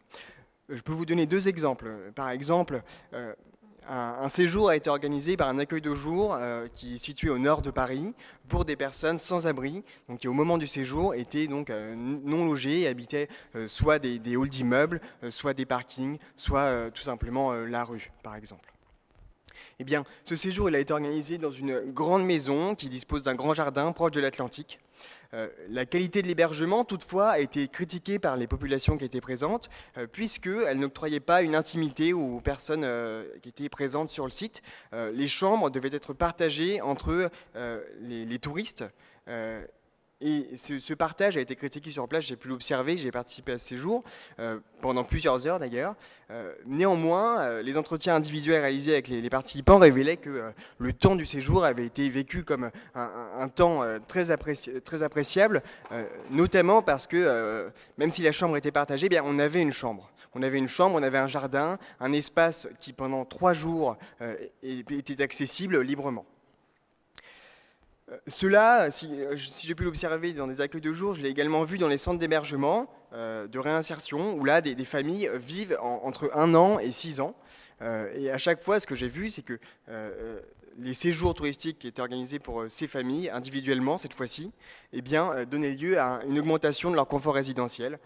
Ces familles, habituellement, elles vivent dans des espaces de 10 mètres carrés, à 4 ou 5, et cette fois-ci, elles disposaient d'une chambre pour les enfants, d'une chambre pour les parents, d'une baignoire, etc. Ainsi, l'objectif de ces séjours, c'est toujours d'octroyer un temps de pause sociale qui atténue temporairement la précarité résidentielle vécue quotidiennement. Et concrètement, ça veut dire pendant un temps ne plus être dans une situation de surpeuplement, d'insalubrité, ne plus être en collectivité ou ne plus avoir à respecter des règles institutionnelles. On vient de voir que l'hébergement touristique participe de cette promotion résidentielle, mais il y a également un ensemble d'activités qui le permettent. Par exemple, pour un séjour qui est organisé justement dans le Massif central, un ensemble d'activités de randonnée ou de visites culturelles était organisé pour ces femmes sans abri avec qui j'ai travaillé. Donc, le premier objectif des séjours que j'étudie, c'est de participer au maintien sur le long terme de modes d'habiter qui sont précaires, à la fois dans le secteur de l'hébergement et dans le secteur du logement accompagné. Donc, les travailleuses sociales mobilisent la récréation procurée par le tourisme comme un moyen de réguler socialement des populations qui sont en attente d'une amélioration résidentielle à plus long terme. Mais dans un second temps, nous pouvons... Ces séjours touristiques, en même temps, ils sont accordés et façonnés de façon très discrétionnaire par les professionnels et les bénévoles de l'action sociale. À ce titre, ils se ressemblent peu. En fonction du type et de la qualité de l'accueil qui est proposé par le service en question, donc par un service d'accueil de jour, par un centre d'hébergement ou par un centre qui propose un logement accompagné, en fonction des caractéristiques sociales des populations, les professionnels et les bénévoles de l'action sociale imaginent des séjours radicalement différents. Et là, on voit en fait que les organisatrices et les organisateurs de ces séjours, qu'il s'agisse de professionnels ou de bénévoles, ont un énorme pouvoir discrétionnaire sur la forme que vont prendre ces séjours. On peut le voir de deux façons. On peut le voir d'une première façon. D'abord, la perception qu'ont les travailleuses sociales et les bénévoles des caractéristiques sociales des populations vont influencer leurs chances de partir. Ainsi, au sein d'un service d'hébergement, une travailleuse sociale m'expliquait qu'elle faisait partir en priorité les enfants, puis les familles, et enfin seulement, quand il y avait encore de la place, des personnes célibataires, parce qu'elle estimait que les enfants et puis leurs parents avaient vraiment besoin de quitter le centre l'été, alors que c'était sans doute moins nécessaire pour des personnes célibataires, qui pourtant partagent les mêmes conditions d'habiter précaire. Dans un autre centre d'hébergement, qui était là un centre d'hébergement d'urgence, des travailleuses sociales employées dans ces services m'expliquaient qu'en fonction de leur perception de l'état moral des personnes, elles allaient plus ou moins les privilégier au départ en vacances. Par exemple, si les personnes étaient perçues comme en dépression, si elles exprimaient des besoins de vacances en discutant avec elles, eh bien, elles auraient plus de chances d'être sélectionnées pour le départ. Ce qui se passe, en fait, c'est que ces organisatrices, organisateurs ont un véritable pouvoir de sélection sociale des personnes qui vont pouvoir partir en vacances. Et évidemment, cette logique sélective, elle dépend beaucoup également de la relation affective entretenue entre les personnes accompagnées et leurs accompagnatrices et accompagnateurs. Un second élément qui permet de voir comment ces séjours varient selon les caractéristiques sociales des populations accompagnées, c'est de voir que les travailleuses sociales et les bénévoles imaginent des formats touristiques très différents selon leur vision des personnes qui vont partir en vacances. Et par exemple, sur plusieurs terrains, j'ai pu observer que des hommes célibataires qui étaient hébergés étaient davantage orientés vers des espaces touristiques ruraux, où ils allaient pouvoir se détendre, mais en même temps travailler la terre, l'agriculture, alors que, évidemment, pour les travailleuses sociales, il était impensable d'envoyer autre part des familles qu'à la mer et l'été, pour vraiment profiter, comme tout le monde, entre guillemets, d'un séjour touristique classique. Ainsi, le type d'hébergement touristique qui est proposé aux personnes accompagnées, il varie beaucoup selon la perception des travailleuses sociales, selon le rapport qu'elles ont aux personnes qu'elles accompagnent au sein des hébergements et du logement accompagné. Si ce tourisme il est aussi un régulateur social des populations hébergées ou dans le logement accompagné, c'est parce qu'il a une visée normative qui est non seulement évidente dès que j'ai initié le terrain, mais qui est assumée par un ensemble de services. Cette visée normative, elle répond à un besoin, c'est que le tourisme proposé par les bénévoles et les travailleuses sociales, il répond à un besoin. Les travailleuses sociales, elles utilisent ces temps et ces lieux touristiques pour évaluer socialement la mise en œuvre d'un ensemble de compétences et les dispositions en fait, touristiques des personnes qui sont en séjour. Le fait d'accéder à un hébergement touristique est en fait une manière de voir si les populations, que ce soit des familles, des enfants, des individus célibataires, sont capables d'habiter, entre guillemets, un espace. Donc ça, on peut l'observer à l'échelle de 3 jours ou d'une semaine, selon les séjours. Cette évaluation sociale, elle est très claire. Les travailleuses sociales ont des questions très précises qui vont permettre de... Dans 2 minutes, j'ai presque fini. Ainsi, par exemple, si on revient sur le premier séjour que j'ai montré en accroche, organisé par l'association Le Renouveau de l'Est, eh bien, les travailleuses sociales m'ont expliqué qu'elles se posaient les questions suivantes. Les femmes sans abri accueillies font-elles leur lit après leur réveil? Savent-elles vivre en collectivité? Proposent-elles de cuisiner, de nettoyer? S'entraident-elles pour effectuer les tâches quotidiennes, le ménage, la cuisine?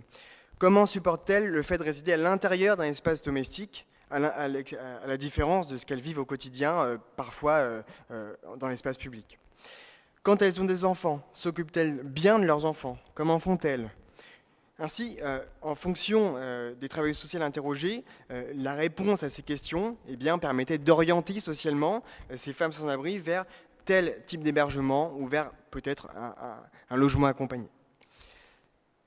Donc ces séjours touristiques correspondent à une manière de trier socialement des populations dans un contexte où il y a une pénurie à la fois de places dans l'hébergement, et en même temps dans le logement social. Et ce que je vous ai dit pour ces femmes sans abri, il vaut aussi pour tous les paliers de la prise en charge, puisque j'ai pu observer un service qui accompagnait des personnes âgées en situation qui étaient hébergées, des personnes âgées hébergées, et qui étaient évaluées en séjour pour savoir s'ils étaient capables soit d'aller dans un logement social classique, accompagné, soit pour aller en EHPAD. Donc le séjour, qui durait 4 jours en l'occurrence, permettait d'évaluer en situation, au sein d'une chambre, une grande chambre de 20 mètres carrés, est-ce que les personnes étaient capables de prendre leurs médicaments, de se nourrir. Et se nourrir, ça veut dire, est-ce que je suis capable de faire un œuf sur le plat? C'est ce qu'on m'a expliqué. Voilà, donc voilà grosso modo que ces séjours sont un moyen d'évaluer socialement des populations, et je ne vais pas m'étendre longuement. Et c'est également un moyen d'insuffler un ensemble de normes sociales.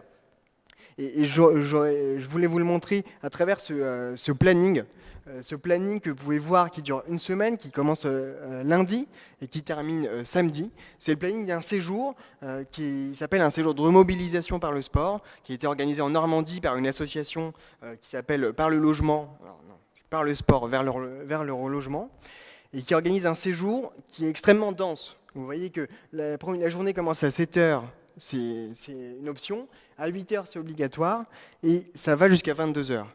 Donc là, c'était un séjour qui était proposé à des personnes sans abri, dans un centre sportif, un grand centre sportif où on pouvait faire différentes activités sportives.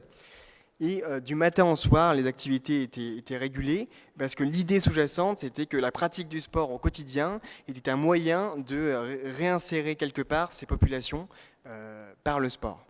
Donc avec une logique évidemment qui était chez les bénévoles et les professionnels, il y avait une pathologisation et une psychologisation d'une situation résidentielle. Si elles sont mal logées, c'est aussi parce que un ensemble de pratiques et de normes qui ne sont pas intégrées.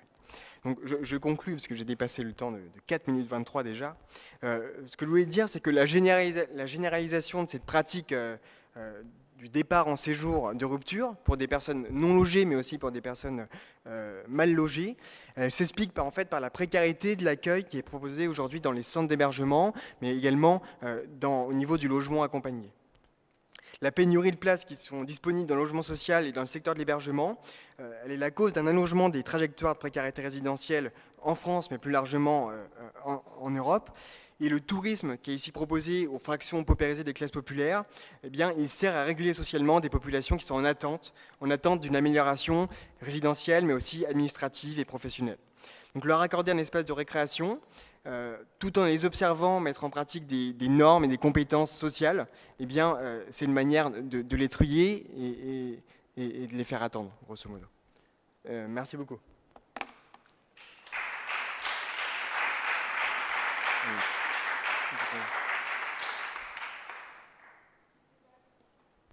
Thank you very much for this very important and very sensible presentation. Now we open to the floor for questions. Actually, I have one question. Can I ask in English? Or? Yes. Okay. So actually, you are dealing with a very sensitive and vulnerable groups as interviewees. So how do you design your methodology in terms of actually you are approaching a less abled or less probable group in a social sense? Can you repeat the question, please? No, it's actually, you are actually conducting your research with a very vulnerable group. Is there any methodology designs, especially to accommodate this situation? The question is how I was during the interviews. Yes, parce qu'en fait, c'est une situation pour les gens qui sont instables. Donc, en fait, c'est un peu sensible dans ce sujet. Comment tu fais ton méthodologie quand tu fais ces entretiens avec ça? Ouais. D'accord. I conduct many different interviews in different contexts. I worked with 20 services, and the context of the interviews were relatively different. In some place, I observe in situation of people who live at night on the street, but it was mainly 90% of the people, the precariously armed people are in shelters. So the people unsheltered are mainly rare. So the main of my interviews were conducted in cafes, in a sheltered, and I have a room at my disposition thanks to a social worker in general. But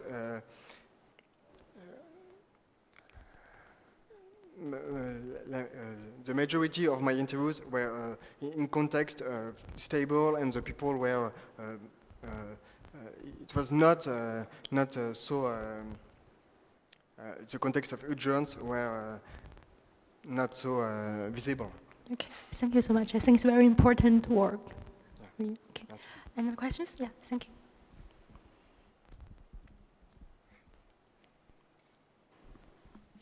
Thank you so much for your presentation, Luca. My question is, do you think tourism is a way or a mean to create awareness or consciousness and educate citizens and visitors about these social realities, and that are also giving new hopes to these people, to those parts of society that are practically abandoned by governments? So do you think tourism is a way to create this awareness and to educate people? I can say, because on the field work,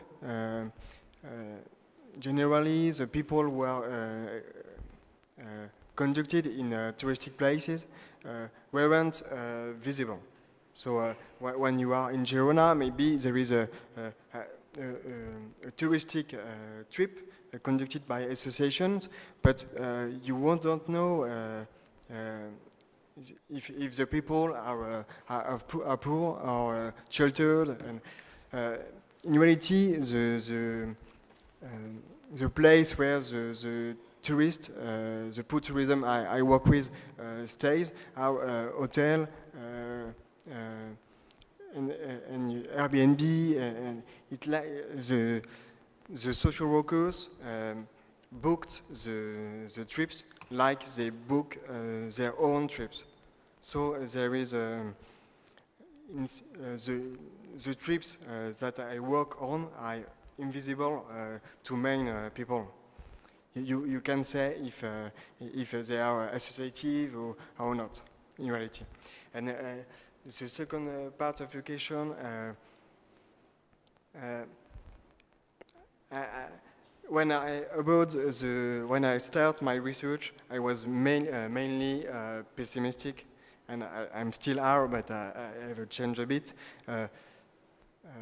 In the financial brochures to finance the trips, the social workers indicate that the trips are really useful and have many consequences on the life of people. But during the interviews, they were mainly realistic. The main consequence of these trips are to reinforce in the relationships between the people who are follow and the social workers. And this thing work very well because what the social workers says to me are saying to me is that when you woke up, when you woke up in front of the people you are following, you are accompanied, you are like that. You are not dressed. You are in PJs, and they see you another way. And this relationship, this vision, the practice of activities and place of tourism, there is consequences on the relationship when you come back on the shelter, on the street, etc. Thank you. More questions?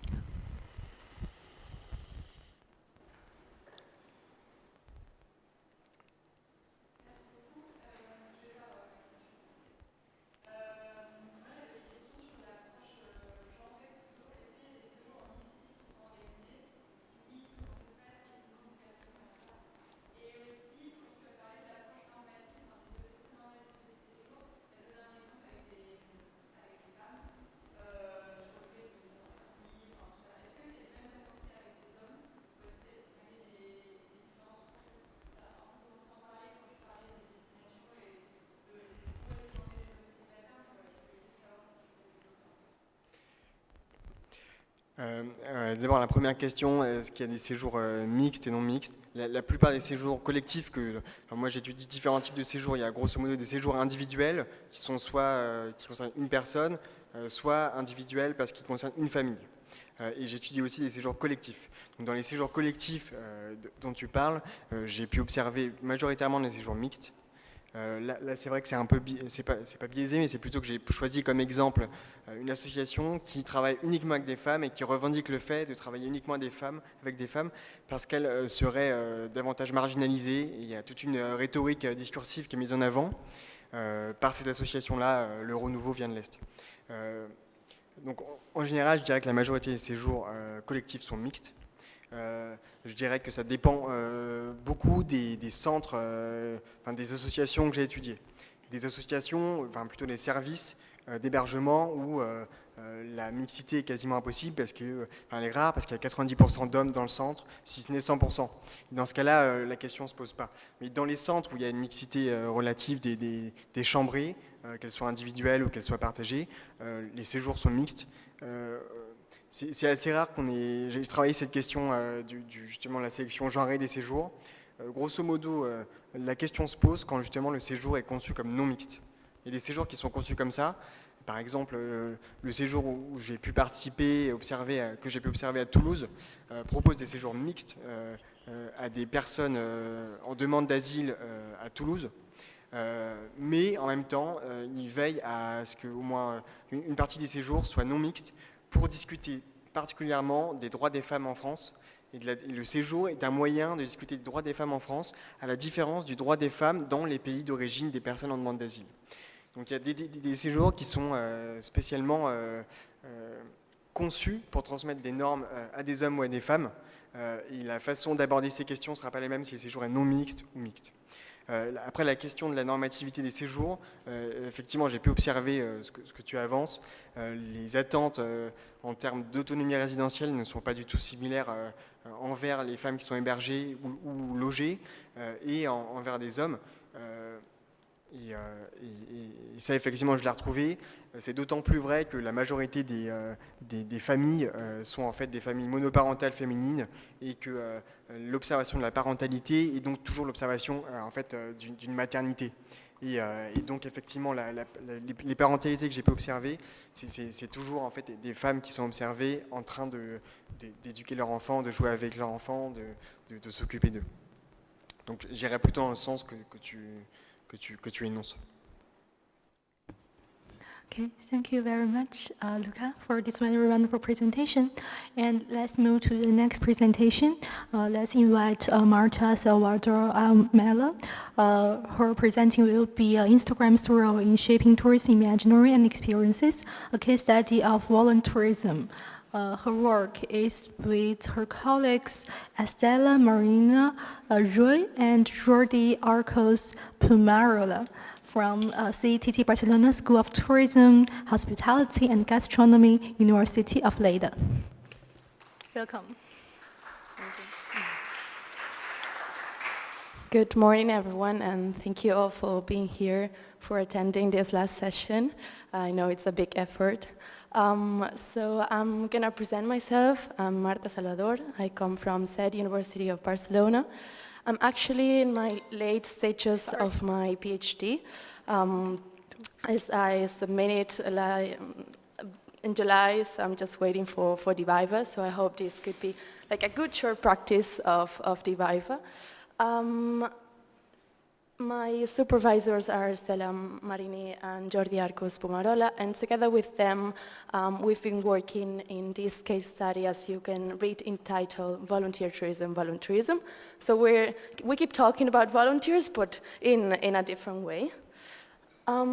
So volunteer tourism is a way of traveling, type of a typology of tourism that's mainly characterized by the fact that usually young people coming from the global north travel to the global south during their vacations to conduct some kind of voluntary activity that might be environmental conservation, educational activities, animal protection, etc.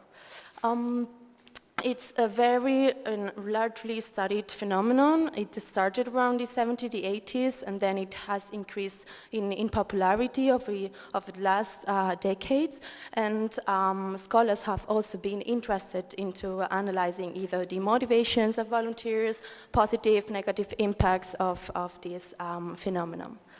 At the same time, it has been a very criticized phenomenon, especially for reproducing these unequal power relations or neo-colonial and gender power dynamics, with examples such as this idea that when we as people from the global north travel to the global south to help the others as heroes, so reproducing a concept that's called the white savior complex, and many other aspects that have been researched on that. As I've mentioned, the popularity of voluntary tourism has increased in the past years, and one of the reasons is due to the appearance and the growth of social media platforms. As in other presentations we've been talking about that. Because it's true that photographs and pictures have been used to represent destinations, also to represent travel experiences, and also to shape tourist decision making. And in the past few years, as I was mentioning, there's been this increase of the user-generated content and also online photo sharing practices. So I wanted to see, and I was kind of worried, when I started my PhD, to see how these social media platforms and imageries and reproduction of different representations intertwine with voluntarism. So I came up with this research objective, which is to explore the role of social media in shaping these discursive and these visual representations of voluntarism. And specifically, I focus on Instagram as one of the main platforms for photo sharing practices, and especially also among the younger generations. And I also wanted to explore which kind of experiences and dynamics emerge through social media. So as you can see, there's one side of my PhD thesis that has focused more on online ethnography. So I'm trying to unpack and understand what's happening online and which kind of representations appear online. But then at the same time, I also wanted to see, okay, what's happening in the real world, what happens with volunteers. So I'm going to present an overview of the methodology. Of course, I don't have time to explain very in deep details. I haven't mentioned that I've conducted my PhD by publications. So if any of you is interested to know more about that, you can either search me on Google Scholar or just ask me later, of course. That's why we're here. But to begin with, and to unpack a little bit how was voluntarism represented on Instagram, what I did was I downloaded almost 11,000 posts from Instagram with scrapping with the hashtag voluntarism. From that, I selected a final sample of 3,019 photographs and 160 videos. And with that, what I did was to conduct a quantitative content analysis to determine the denotative meaning of this imagery of voluntarism. I wanted to see what was appearing there, which kind of images appear, and then I did an inductive categorization, classifying the pictures and the videos whether the volunteers appeared as active agents and did not appear in the pictures as passive agents. I'll show you later a little bit those results. But to go further and to go deeper and to also explore this connotative meaning of the representation of voluntarism on Instagram, I followed up on this model, and I conducted a semiotic analysis based on Marinez-Roch model on semiotic trichotomies. Basically, this model is divided into three aspects, the designative, the appraisive, and the prescriptive. And with that, what I could get was a deeper approach of how was volunteerism represented on Instagram, which kind of narratives were also attached to that. So for example, with the affective dimension, evaluating those positive and negative comments, which remind me toward what we see at the beginning of the sessions today with Konstantina. So analyzing these positive and negative emotions, or for example, also the attitudes and the responses, so in terms of the willingness to repeat the experience, the willingness to recommend that experience. So once I've got all that and all this data analyzed, I decided to move on, as I was saying, to the reality, to what was happening. So last summer, I conducted a fieldwork in Tanzania, Arusha. I went there for a month and a half, and then I was interviewing volunteers. I conducted 93 interviews in total, one at the beginning of their experience, because I wanted to know how this imagery of volunteerism influenced them in terms of motivations, in terms of also behaviors, which kind of perceived image they had about volunteer tourism. And then I conducted a second interview at the end of their experience to know more about which kind of pictures and posts they posted on Instagram, so how they were projecting and also contributing to this imagery of volunteerism. As one of the colleagues also mentioned before, I also conducted or combined those interviews with photo elicitation technique. So moving on to the results, I've included here a big table with the quantitative results from my research. So as you can see, there are 3 columns, because from those pictures and videos, and for those publications that I scrapped, I also divided the different profiles, being those individuals, so content creators, for-profit organizations, and non-governmental organizations, because I also wanted to see the different stakeholders that are part of this phenomenon. Basically, what we can see in this table is that the majority of pictures refer to the volunteers.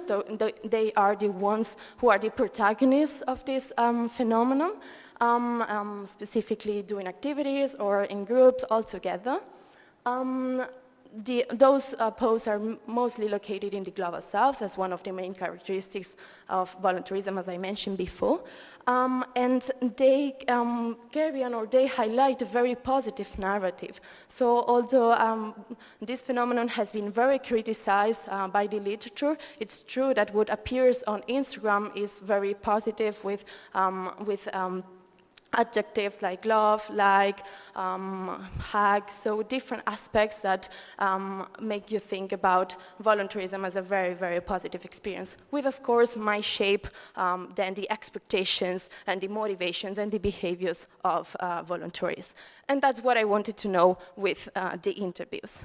So you've got here, I know they're very tiny, but just for you to have an overview of the different pictures that appear when I scrubbed the data. So on your left, you've got the category of the passive agents, where the volunteers did not appear, and on the right, you've got all these pictures where the volunteers are the main protagonists. I don't know if some of these pictures resonate to you, if you are social media users and you've came across with those pictures. So, moving on to the semi-structured interviews results, clearly the volunteers say that they use social media to know more about experience, to get informed before they were traveling, to know which kind of activities they were going to carry on, how was the destination, etc. Although social media was not the main motivator, so they were motivated by other factors. They also state that they were, for example, motivated after seeing certain type of pictures, usually related to children. So as one of the volunteers says here, you see their smile, it's something that captivates you. So this had a really impact on their motivation and their willingness to really conduct this kind of experience.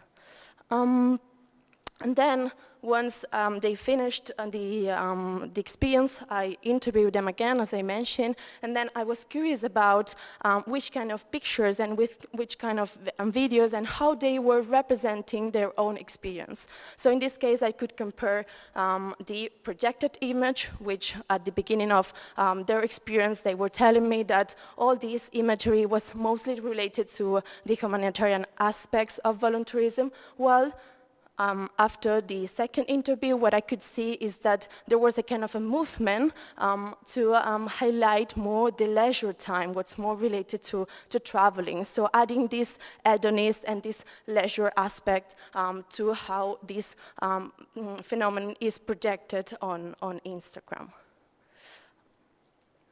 So having said that, just moving to the conclusions, I wanted to highlight that one of the main contributions of my research is that it adds some theoretical discussions on the visual and discursive representations and portrayal of this niche tourism, but specifically volunteer tourism.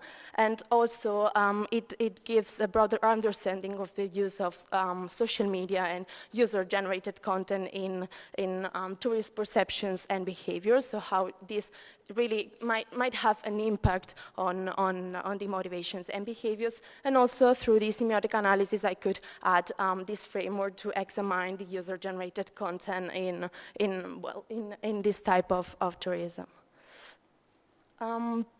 In terms of the practical implications, which are the ones that, of course, I would like to highlight more, I think that's very important that volunteerism organizations really emphasize the positive impacts for the local communities, and they do that through training programs before and even during the experience to promote also the social justice and the values, the core values of volunteerism.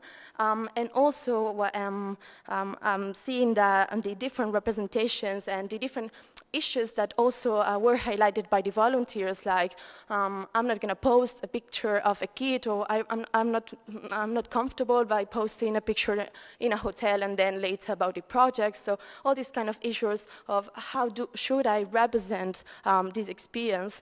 I think it's very important that we establish some kind of social media codes in terms of the portrayal of volunteerism on social media. And lastly but not least, I hope that once I finish with Viva and I can move on a little bit from this research, I complement this analysis with other social media platforms, as came up with my interviews. TikTok is also very, very used to get informed and also to represent the experiences, and at the same time also to include the perspective of the volunteer tourism organizations, which of course are really important actors in this phenomenon. So with that said, thank you so much. Muchas gracias.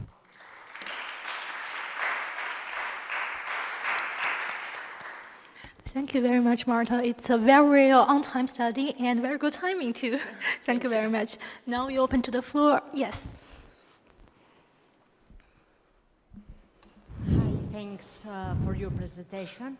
I would like to know about how you did the analysis of the content analysis of 3,000 photos and 160 videos. Because it's a hard work. I don't know if you use some software and which one. Thank you. Yeah, thank you for the question. So in terms of the scrapping, I use Octoparse, which is one of the one platform that allows you to scrap different data, not only from Instagram. But in terms of the analysis, this was done manually. So I conducted this inductive categorization of the pictures, and then I later came up with the different categories that I showed in the table, like animals, just children.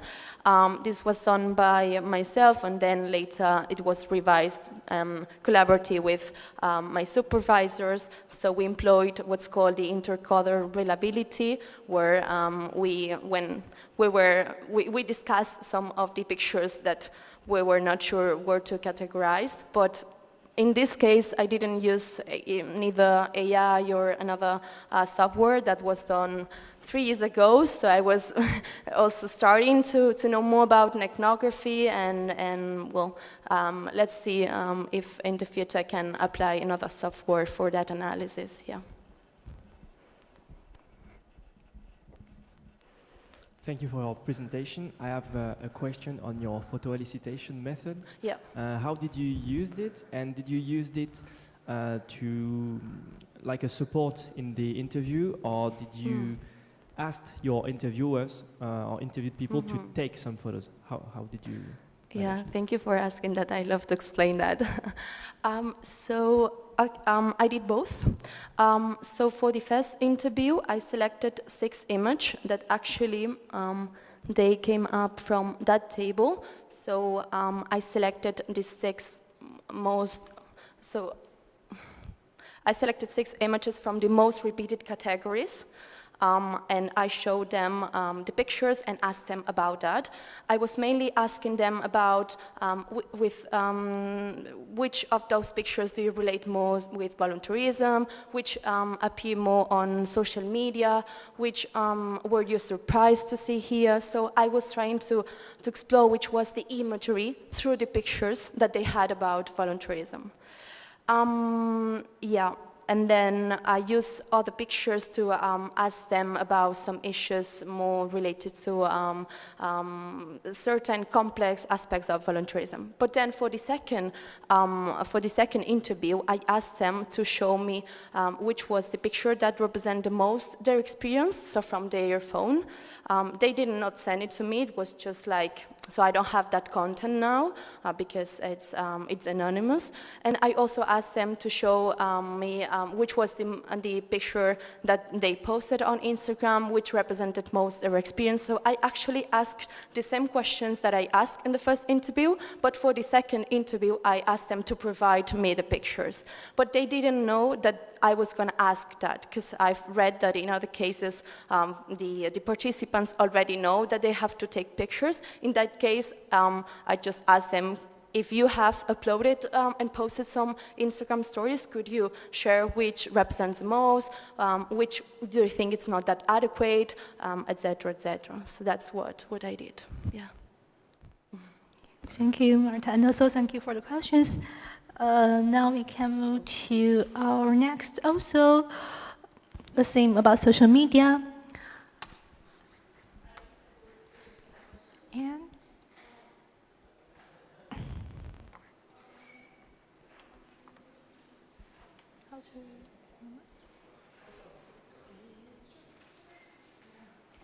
yes, let's welcome Ines Almeida, I hope I pronounced it right, for the presentation of cultural tourism in universities, insights on the role of social media and film-induced imaginaries. And she's working with Luis Silveira, and Monica Brito from University of Coimbra. Welcome.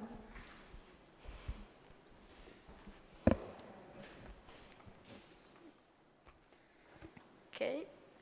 Hello, everybody. Today I'll be talking about a topic that is not directly the theme of my thesis, that is cultural tourism universities in general, and more specifically, the motivations and experience of tourists at European universities, but something that while I was conducting the literature review and also analyzing the data I collected, often appeared. That was the role of social media and movies, TV shows, in the imaginaries and experience of tourists visiting universities.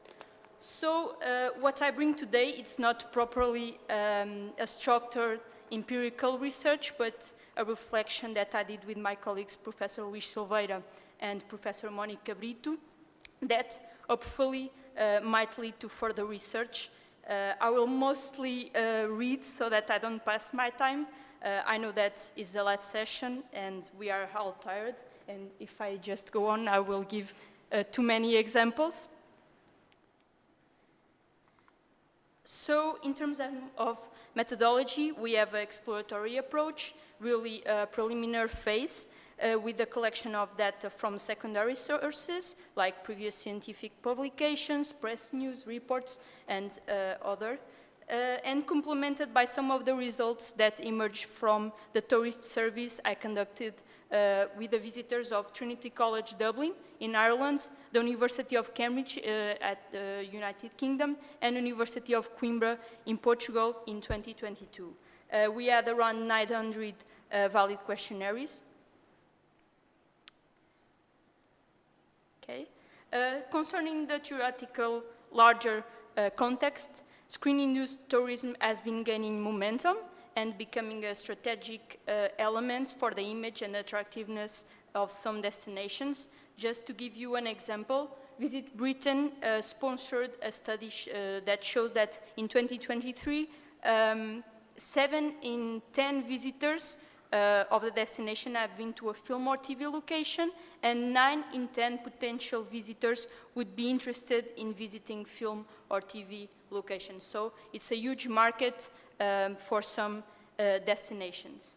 Screen tourists look for a stage authenticity, or how has been said on the first day of the symposium, an effective emotional authenticity on their experience connected to film locations, places of inspiration, and also stage scenarios and experiences, like, for example, theme parks. We also have a growing relevance of social media in tourism. Recommendations from friends and relatives were always one of the main sources of information, but now electronic word of mouth is making it faster, even instantaneous, to share our visual representations and testimonials with other potential tourists, being perceived as trustworthy and independent sources of information. Both the screen representations and others' perceptions of the destination contribute for the creation and diffusion of marketplaces, the construction of perceived images, and also, ultimately, the influencing on the decision-making of tourists. And then we have cultural tourism universities. Normally, when we think about tourism universities, we think about academic tourism with the Erasmus programs and others, conferences like this one, educational tourism. But since the 80s, a more leisure-oriented niche has been evolving universities, mostly by initiative of the demand, particularly Asian markets.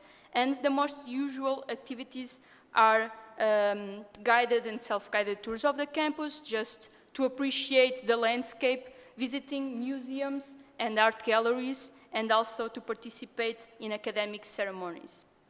And what is attracting tourists to universities? The historic buildings, the academic atmosphere, the landscape in general, the educational opportunities, mostly for prospective students, and also the connection to pop culture.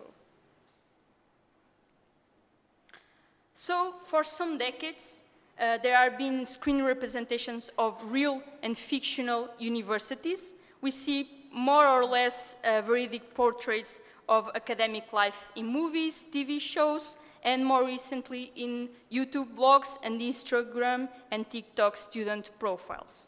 We also see the representation of real historic moments or figures, like the creation of Facebook at the University of Harvard. We have there the Social Network movie. And finally, we have fantasy worlds like Harry Potter, that I will be talking a lot in this presentation, that were filmed in university places. Our universities are being depicted in movies and TV shows, in students' content and tourists' contents, is contributing for our perceptions and imaginaries of what it means to be university students, how it is the academic atmosphere in certain universities, etc., reinforcing or challenging existing stereotypes. Like we have seen in the beginning of the millennium, American movies would, in their majority, represent academic life as an environment of fraternities, parties, alcohol, and not so much studying. So there are actually studies about the impact of these representations on the attitude of students in these countries. And sometimes the creation of these imaginaries is disinterested, but universities are now actively marketing themselves through these channels to project and create certain brand images, to attract students and also tourists, and finally to create new sources of income. But how are these representations and imaginaries impacting the tourists? First of all, they're using them as sources of information. We can see from the results of the questionnaires at the 3 universities, besides the more traditional sources of information, websites and platforms like TripAdvisors and social media and online forums, highlighted in green, I think that you can see the different colors, are considered by a fair amount of respondents as main sources of information about the university.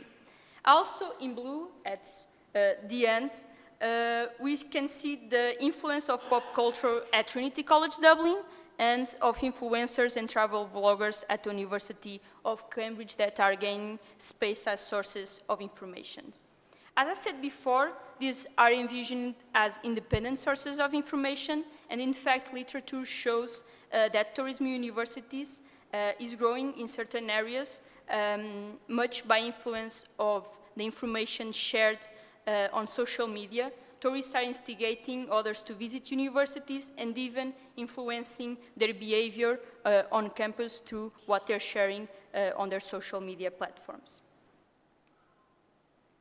But in certain cases, these channels become more than sources of information. They become the motivation for individuals to study in certain universities and also for tourists to visit universities that were film locations. Here we have 2 cases, the Princeton University and the movie A Beautiful Mind, and also the Golden Compass that was shot at Oxford and is estimated to have generated 1 million additional visitors to the city following the movie. Going back to the results of my questionnaires, we have cases of tourists for whom the main motivation to visit the University of Coimbra and Trinity College Dublin was Harry Potter. People talk about being places of inspiration or even film locations for the movies, and although the author lived in Portugal at the beginning of writing, and there are a few similarities of the student clothes, of the architecture and other elements, there are no direct connection between the movies and these universities. So it is interesting that this strong imaginary related to Harry Potter and universities is overtaking real connections to screen content, like the Coimbra Library being the inspiration for the library of the live-action Beauty and the Beast, and also the old library and the Jedi Temple archives of Star Wars and also Normal People, and no one referred these elements on the questionnaires, but they talk about Harry Potter. The cases I presented until now already had tourist dynamics before the push of movies and or social media content, but in some cases, the representations are putting universities on the tourist map. Universities that were not ready to receive tourists, or at least considerable tourist flows. That happened to the Chiang Mai University, I hope I said that right, in Thailand, that had a boom of Chinese tourists after the release of the movie Lost in Thailand, and again, Harry Potter and the University of Sydney in Australia. The university doesn't have a direct link to the saga, but similar architecture originated the narrative that the movies were filmed there. In both cases, the role of social media was very significant to attract tourists and to spread these narratives. The role of movies, TV shows, and tourist content is more or less evident, but another actor that is not being considered in research is the student community and the potential of student-generated content to attract and constitute a source of information. Universities already see the potential and are creating programs with influencers from the universities to showcase the academic daily life in a more informal and joyful way. Besides the role of these representations before the trip, we have to ask how they impact the experience of the tourists during their visits. Even if the university tourist offer is not structured with consideration to these elements, the connection to movies, TV shows, and the information retained from social media mediates the experience at the university. The sense of place gains additional meanings that might challenge sometimes the reality, and the authenticity is negotiated between these imaginaries and the reality of the campus life. But also there are some specific products that are being explored by private companies related to these themes, as it is the case of the Harry Potter and also the Inspector Morse tours in Oxford. Of course, all this generates challenges that are being referred to in literature, some common to cultural tourism universities in general, and others that are specific of this relation with social media and film-induced imaginaries. Some of them are the dissemination of inaccurate narratives, such as the ones we have seen related to Harry Potter. They are spread by tourists, tour guides, but in some cases, even by the universities that are engaging with these narratives, providing wrong information to the tourists.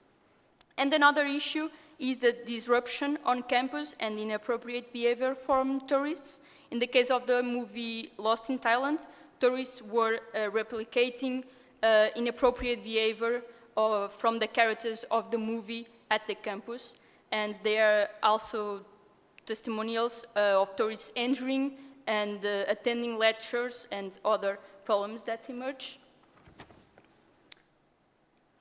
And universities are slowly but surely responding to this new or transitional reality from more reactive and perhaps restrictive measures to proactive and promotional actions. I will just highlight here some of them.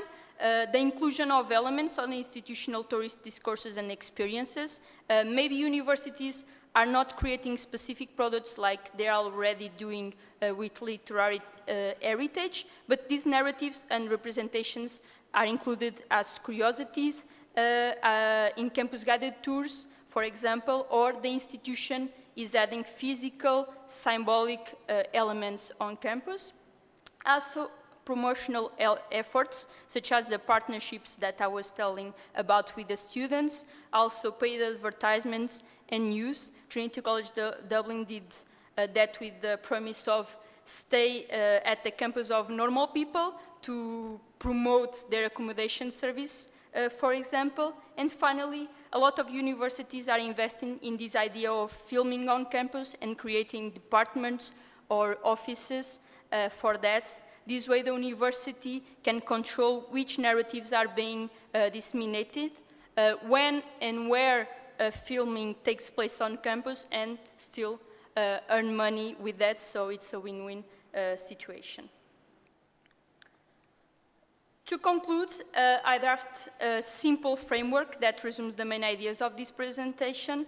The main limitation is that most of these reflections and results derive from qualitative or theoretical efforts based on case studies or generic statistical data. So considering that, I believe the next step will be to conduct quantitative research that enables us to test some of these hypotheses that are emerging from qualitative contributions. So thank you for your attention. If you have any question, feel free to ask. And if any of you is interested in discussion or researching cultural tourism universities, I would love to collaborate. Thank you very much.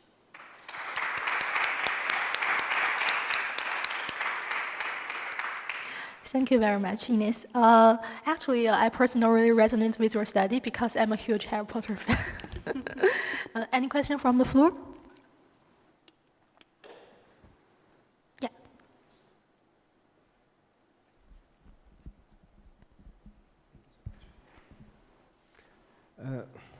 Yeah, thank you for the presentation. That was very interesting. And maybe you're influenced by Coimbra because it's so beautiful, and I think it's one of the oldest universities in Europe, and you have museums, and that My question is, to some degree, you included in a quantitative way, for example, the number of universities, because there is some modern universities who are not ready, they don't have any kind of readiness for such tourism activities, especially these modern ones. But traditional universities, normally they are attractive and they have museums and they have special famous places in the universities that deserve to be visited. Do you include something in the study about this? Well, actually, I'm not sure if I understand your question, but you are talking about different resources of ancient or historic universities that are attracting tourists. Is that? Yes, I mean there is comparison between the universities who are ready for such activities and the other universities. Did you figure out in a quantitative way even? So my main focus of my PhD thesis was cultural tourism universities in general, as I said, and more related to the historic universities.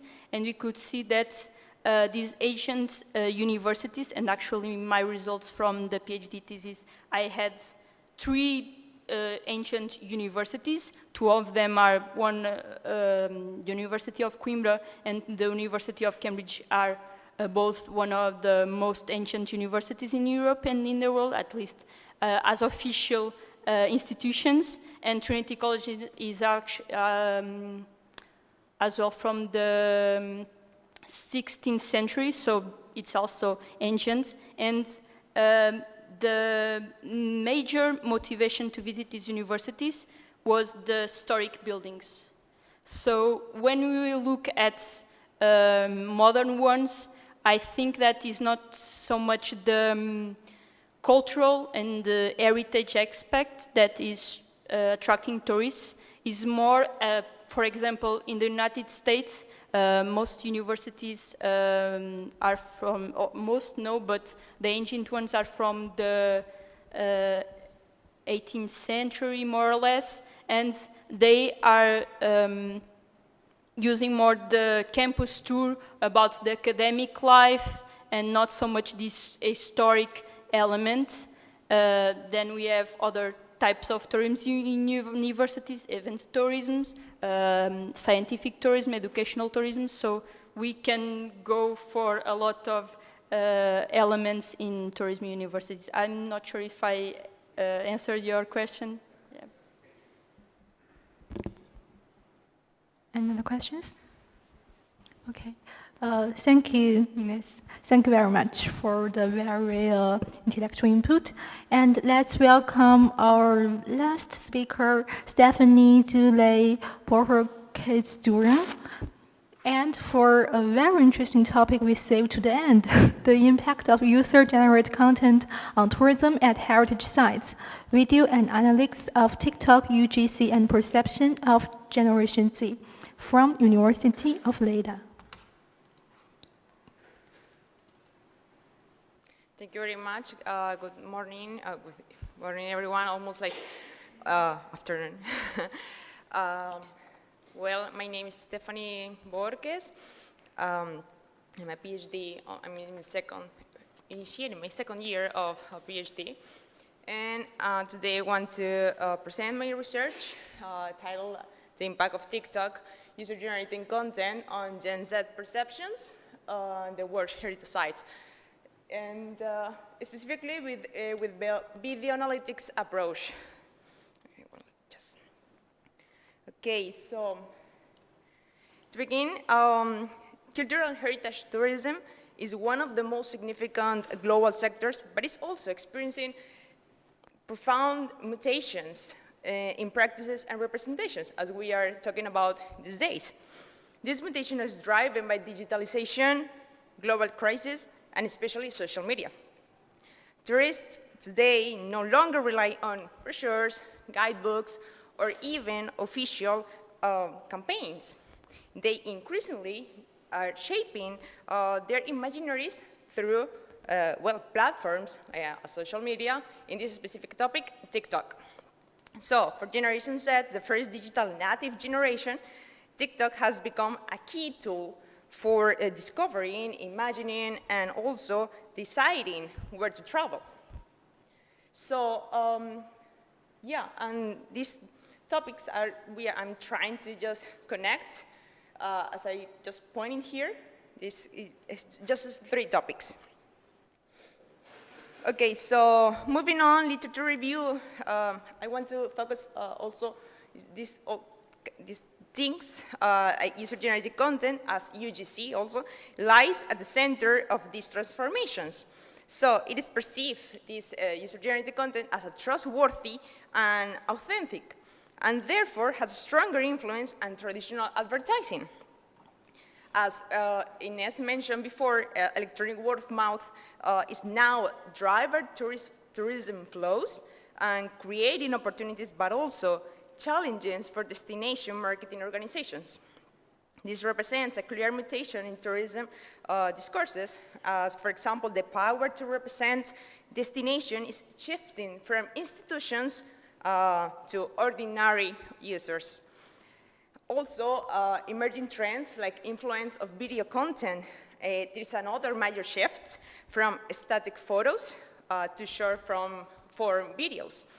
TikTok, Instagram Reels, and also YouTube Shorts, as perhaps everyone knows, allow emotional and viral participatory and storytelling. For heritage sites, this means moving from being represented as a monument to being portrayed as experiences. Generation Z are leading this transformation as they look for authenticity, immersion, and the chance to share experience, this experience online. So to talk about what I'm doing this research, I want to apply this theory of planet behavior. This model has 3 main components, and I want to explain a little bit. This is a study by Axten, and it's like to examine how UGC on TikTok influences Generation Z intention to visit World Heritage Sites. So the TPB explains how people make decisions by considering both personal motivation and external social influences. This the theory has 3 components: attitudes, subjective norms, and also the perceived behavioral control.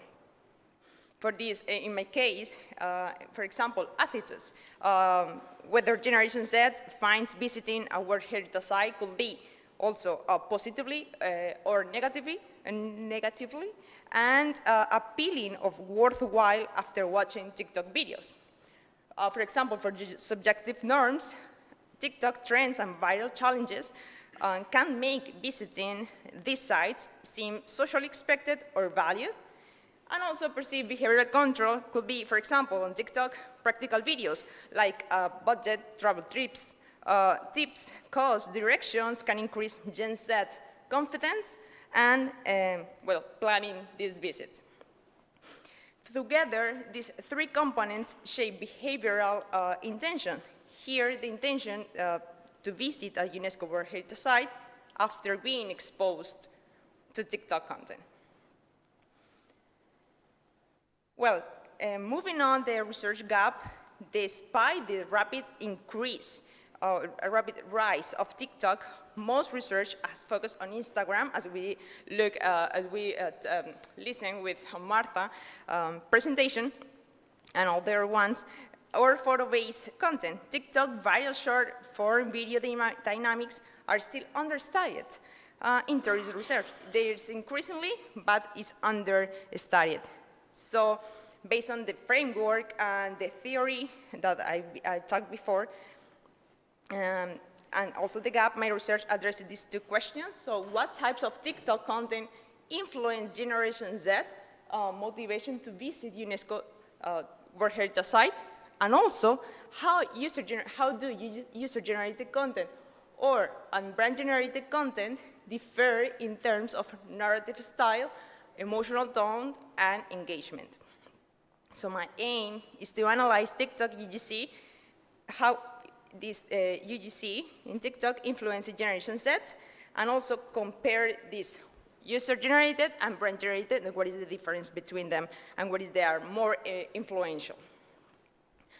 But how I will do that? My methodology has 4 steps. First of all, systematic literature review. I just analyze a lot of research about, well, first of all, the TikTok and also TPV through both viewer, web science, and identifying these patterns and key themes.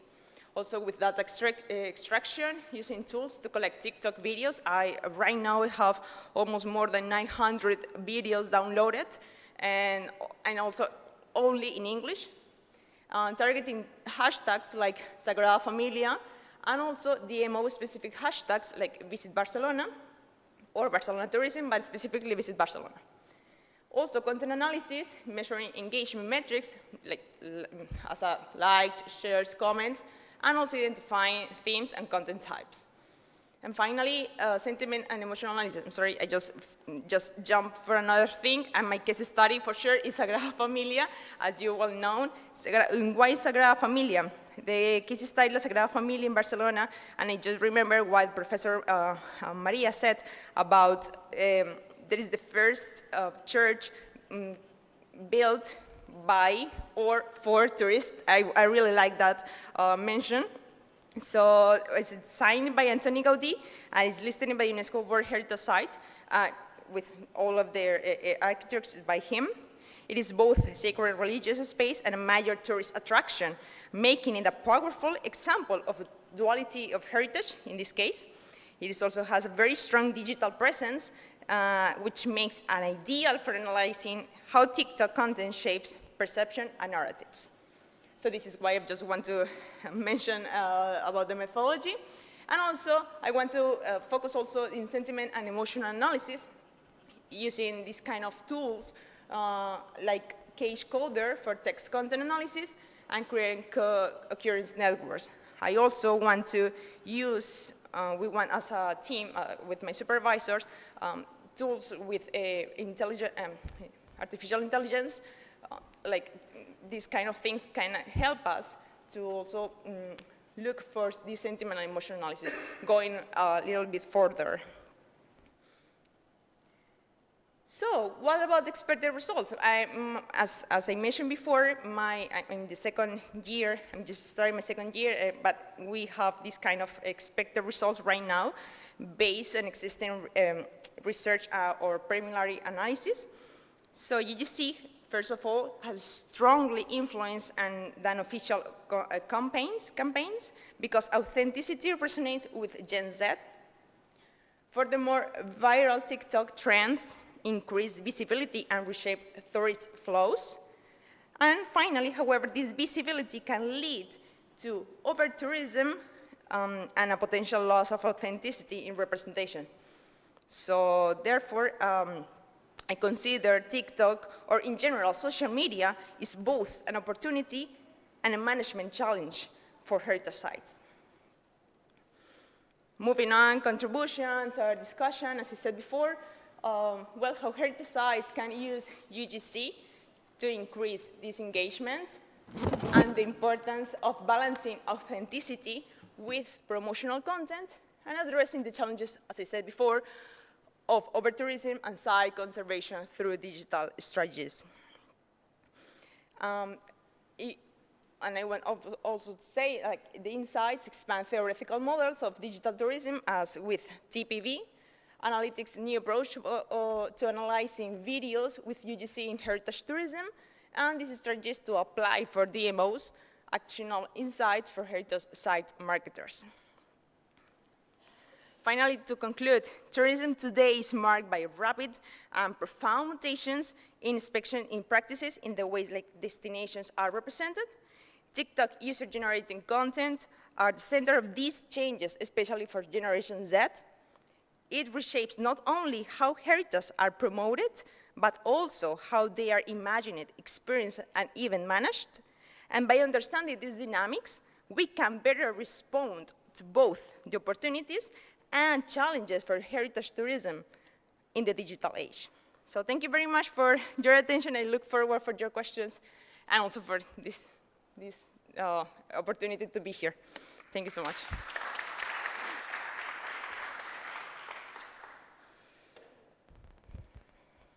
Thank you very much, Stephanie. It's a very in time and very interesting research. Any question from the floor? Yes. I have a question. It seems to me that you have considered to analyze like the prior image that this Generation Z gets when they watch TikTok videos about La Sagrada Familia. But I was wondering if at any point you will think or would be good to consider analyzing the aftermath. I mean, because Sagrada Familia is one of the most visited tourist attractions here in Barcelona. Yeah. But maybe if they do travel to Barcelona, they will not be able to enter the building. Mm-hmm. So, and I also recall that there was a trend. I mean, they use Sagrada Familia as a background for that. Yes, yeah. the stairs coming out from the metro station. So I don't know. I was wondering how that might fit into your research, or maybe it's not so relevant. Maybe it's not the path you want to follow. Yeah, thank you for your question. Also, yeah, in fact, talking about attitudes and this theoretical approach that I want to focus, there is a part of attitudes or of subjective norms, and this part is challenges or trends. And there is a lot of trends right now about these kind of things, but also about these trends, the local and the government, they are shaping and they're changing a lot. For example, they are doing that, but the tourists, I don't know if I can say that, but they damage a little bit the stairs. So the government just put a restriction to just say, no, you can do that. And also they are doing also trends, saying like, the police, they are telling me like, I cannot do that, but I'm still doing it. And I just watch a little bit of these videos. And the comments, they are really funny. But at the same time, it's like, they are saying like, okay, I will do it. But anyways, I could do it, and I did it. So there are these kind of things. As we mentioned before in the first presentation, even when they are receiving this ugliness, still they are doing it. And they are coming back. And we can also, choose these kind of heritage sites, but we can also, Sagrada Familia, we can do it with another heritage sites. Like, I don't know, I was looking for also for Colonia in Germany. I wanted to also focus in these kind of things that they are represented with TikTok and how they are just talking and the comments with the videos. So yeah, these kind of things, they appear also in the videos and the comments, but well, we are looking for what we are finding with the videos and what their behavior with these kind of things. Thank you. Okay. Actually, can I ask, not really a question, but also shared experience, because also I work with social media content, especially with like lots of short videos. Do you feel, because I feel it's hard to present our work in this current academia format in text and in images. Actually, because short videos, sometimes I would like to show them in my articles, but it's impossible because the journal site that does not accept that. How do you feel about like how we could manage that we are entering a video era, but actually we cannot publish in videos? Yeah. Yeah, that's true. And so there's kind of challenge, I think so. Like, well, how we are just managing these kind of things. I know that, for example, I can download videos for these kind of tools that allow me to do that, but for example, for articles or things like that, I think like we can do it like more qualitative things, quantitative less with numbers, but is how, okay, now we are facing these kind of things and this is real. This is something that everyone is using. Is everyone using TikTok? Well, here, for example, we were talking about it. You are having Instagram, you have TikTok, something like that. Well, I prefer not to have it because I restrict myself. But in real life, they are using TikTok. They are using a lot of social media. So this is real. And also how the GMOs will just shape their, I don't know, their narratives through these kind of things, social media. So yeah, I think it's a challenge, but at the same time, I think that is something that we need to just talk about because they are just appearing in the articles also. And well, perhaps it will be difficult, but it's not impossible. Thank you very much, Stephanie. I think that's the conclude for this session, and I would hand the chair to the organization committee, perhaps for some concluding words.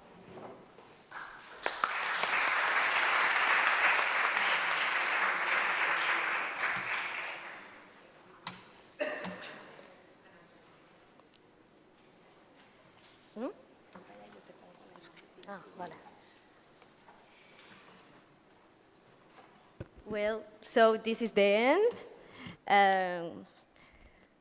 Now is the time to be grateful for all the things that we have done during these few months that we have been working in this wonderful project. And first of all, we would like to thank to the Institute of Tourism Research at the University of Girona, which has provided academic framework for this symposium. And we also want to thank to Gerardo Boto, director of the doctoral school, for his constant support of research and doctoral students. To Luis Curuminas, Dean of the Faculty of Tourism, we are really grateful for opening the doors of the faculty, accompanying us throughout the organization of this event. We also wish to thank a lot to Silvia Oulet, Director of the UNESCO Chair in Cultural Policy and Cooperation, and to Dolores Vidal, Director of the Chair of Gastronomy, Culture, and Tourism in Calonji San Antonio, for reminding us that research is not only produces by knowledge, but also builds bridges between culture, territory, and society. Moving now to our local and territorial partners, we would like to extend our warm thanks to the Economic Promotion and Tourism Area of Girona City Council, and in particular to Milena Oliveras for the excellent organization of the city tour that many of you enjoyed the first day. And also to the Patronat de Turisme Costa Brava Pirineu Girona, especially to Victor Goitia, Marketing Director, that he was in charge, basically, of making our visit to Figueras possible today. And also, they provide us with the official Symposium merchandising that has given identity and visibility to this event. Also, turning now to our international collaborations, our recognition goes to the UNESCO Unit with Network, Culture, Tourism, and Development, based at the Universitat de París 1 Panteó-Sorbona, and to the Reading Tour, Inter-University Network of Postgraduate Programs in Tourism in Spain, for helping us disseminate this symposium and reach a wider audience. And also, this is a special part. We would like to dedicate very, very special works to the Institute of Research and Advanced Studies in Tourism, IRES, of the Université de París 1 Panteó-Sorbona. As many of you know, this symposium has traditionally been organized in Paris. And this year, for the very first time, it has traveled outside its home to be celebrated here in Girona. For us, it has been a great, great honor to take this challenge, and we could not have achieved it without the trust and close support of the IRS. So beyond the academic side, this joint work has also been deeply human. Virtual meetings, WhatsApp connections, constant coordination of teams, ideas, and many, many details. So we have learned and shared so much in this process, and we feel that this edition marks the beginning of a new stage of collaboration and friendship between our teams. Even our red Symposium logo that you can see in all the merchandising tells this story of connection between Girona and the mutations that breed got his together. The design was inspired by one of the most emblematic landmarks of this city that you have already, for sure, I know you have seen during your stay here, the Eiffel Bridge over the Boñar River, built in 1877 by the company of the Gustav Eiffel. So its intense red metallic structure and geometric forms inspire our visual identity. And at the same time, the typography of the logo evokes the image of the DNA mutations that reflects the transformation we are exploring now in tourism. So we especially want to thank to Maria Gravari Barbas for the generous leadership and her team, Jenny Herman, François Jean Giliu, and Chen Jiwen, for working alongside with us with such dedication and enthusiasm. And finally, we have to take thanks to our International Scientific Committee. Our special thanks go to each and every member of this committee, which has contributed academic solidity, critical insight, and international projection of this symposium. And at the end, we will also like to acknowledge this dedicated team of the University of Girona, whose behind the scenes work has been truly indispensable. Y esta parte la digo en español para nuestros compañeros de la Universidad de Girona, que ustedes no han visto, pero que han estado siguiendo nuestro trabajo. Muchas gracias a nuestro team audiovisual que nos están escuchando internamente, y de tecnologías, a Miquel, a Santi, a Carlas, a David, también a nuestro equipo de conserjería, a Xavi, a Alba y a Pra, que han estado con nosotros corriendo y organizando todas las actividades que están en la parte posterior, y asimismo a Mercé Turón, que de la Secretaría Económica de la Facultad de Turismo y de Letras, que ha hecho posible que toda la gestión económica del evento se pudiera llevar a cabo. Y finally, and our most heartfelt recognition goes to the doctoral team in tourism at the UDG, who have worked tirelessly to make this symposium a reality. To Maria Angélica Álvarez, to Carla Coloniesi, to Luisa Díaz Botero in the back, to Adriana Figueroa here in front, to Barbara Golisova, Barbara, to Silvia Maria Lopez, to Mireya Pascual, and me. Today our words carry the voice of the whole team, as this achievement is not individual but collective, built through collaboration and shared effort, and made possible thanks to the trust and wise guidance of Jules Mundet. So thanks for all your support and your guidance. And finally, because we are running out of time, thank you all for being here, because without you, this event, it was not possible, for accompanying us and for making this symposium more than just an academic meeting, a true experience of community, mutation, and shared future. So thank all of you. And right now, I know you are hungry, so we have the lunch outside. But before the lunch, quick direction of the activities that we will have soon. We will send a satisfaction survey through the WhatsApp group in order to know your opinions about this event. So please follow the WhatsApp group to stay in touch, because we have other details that we are be sending through the WhatsApp group. And after that, just remind you that at 3 p.m., 3 o'clock, we have to start running to the Plaza Poeta Marquina to take the bus for the Figueres Strip. So before 3 o'clock, try to go to the bathroom, do whatever you have to do here. And we start to go to work at 3 o'clock, please. So thank you very much. It was a great pleasure to meet you. And let's share our last lunch together outside. So that's it.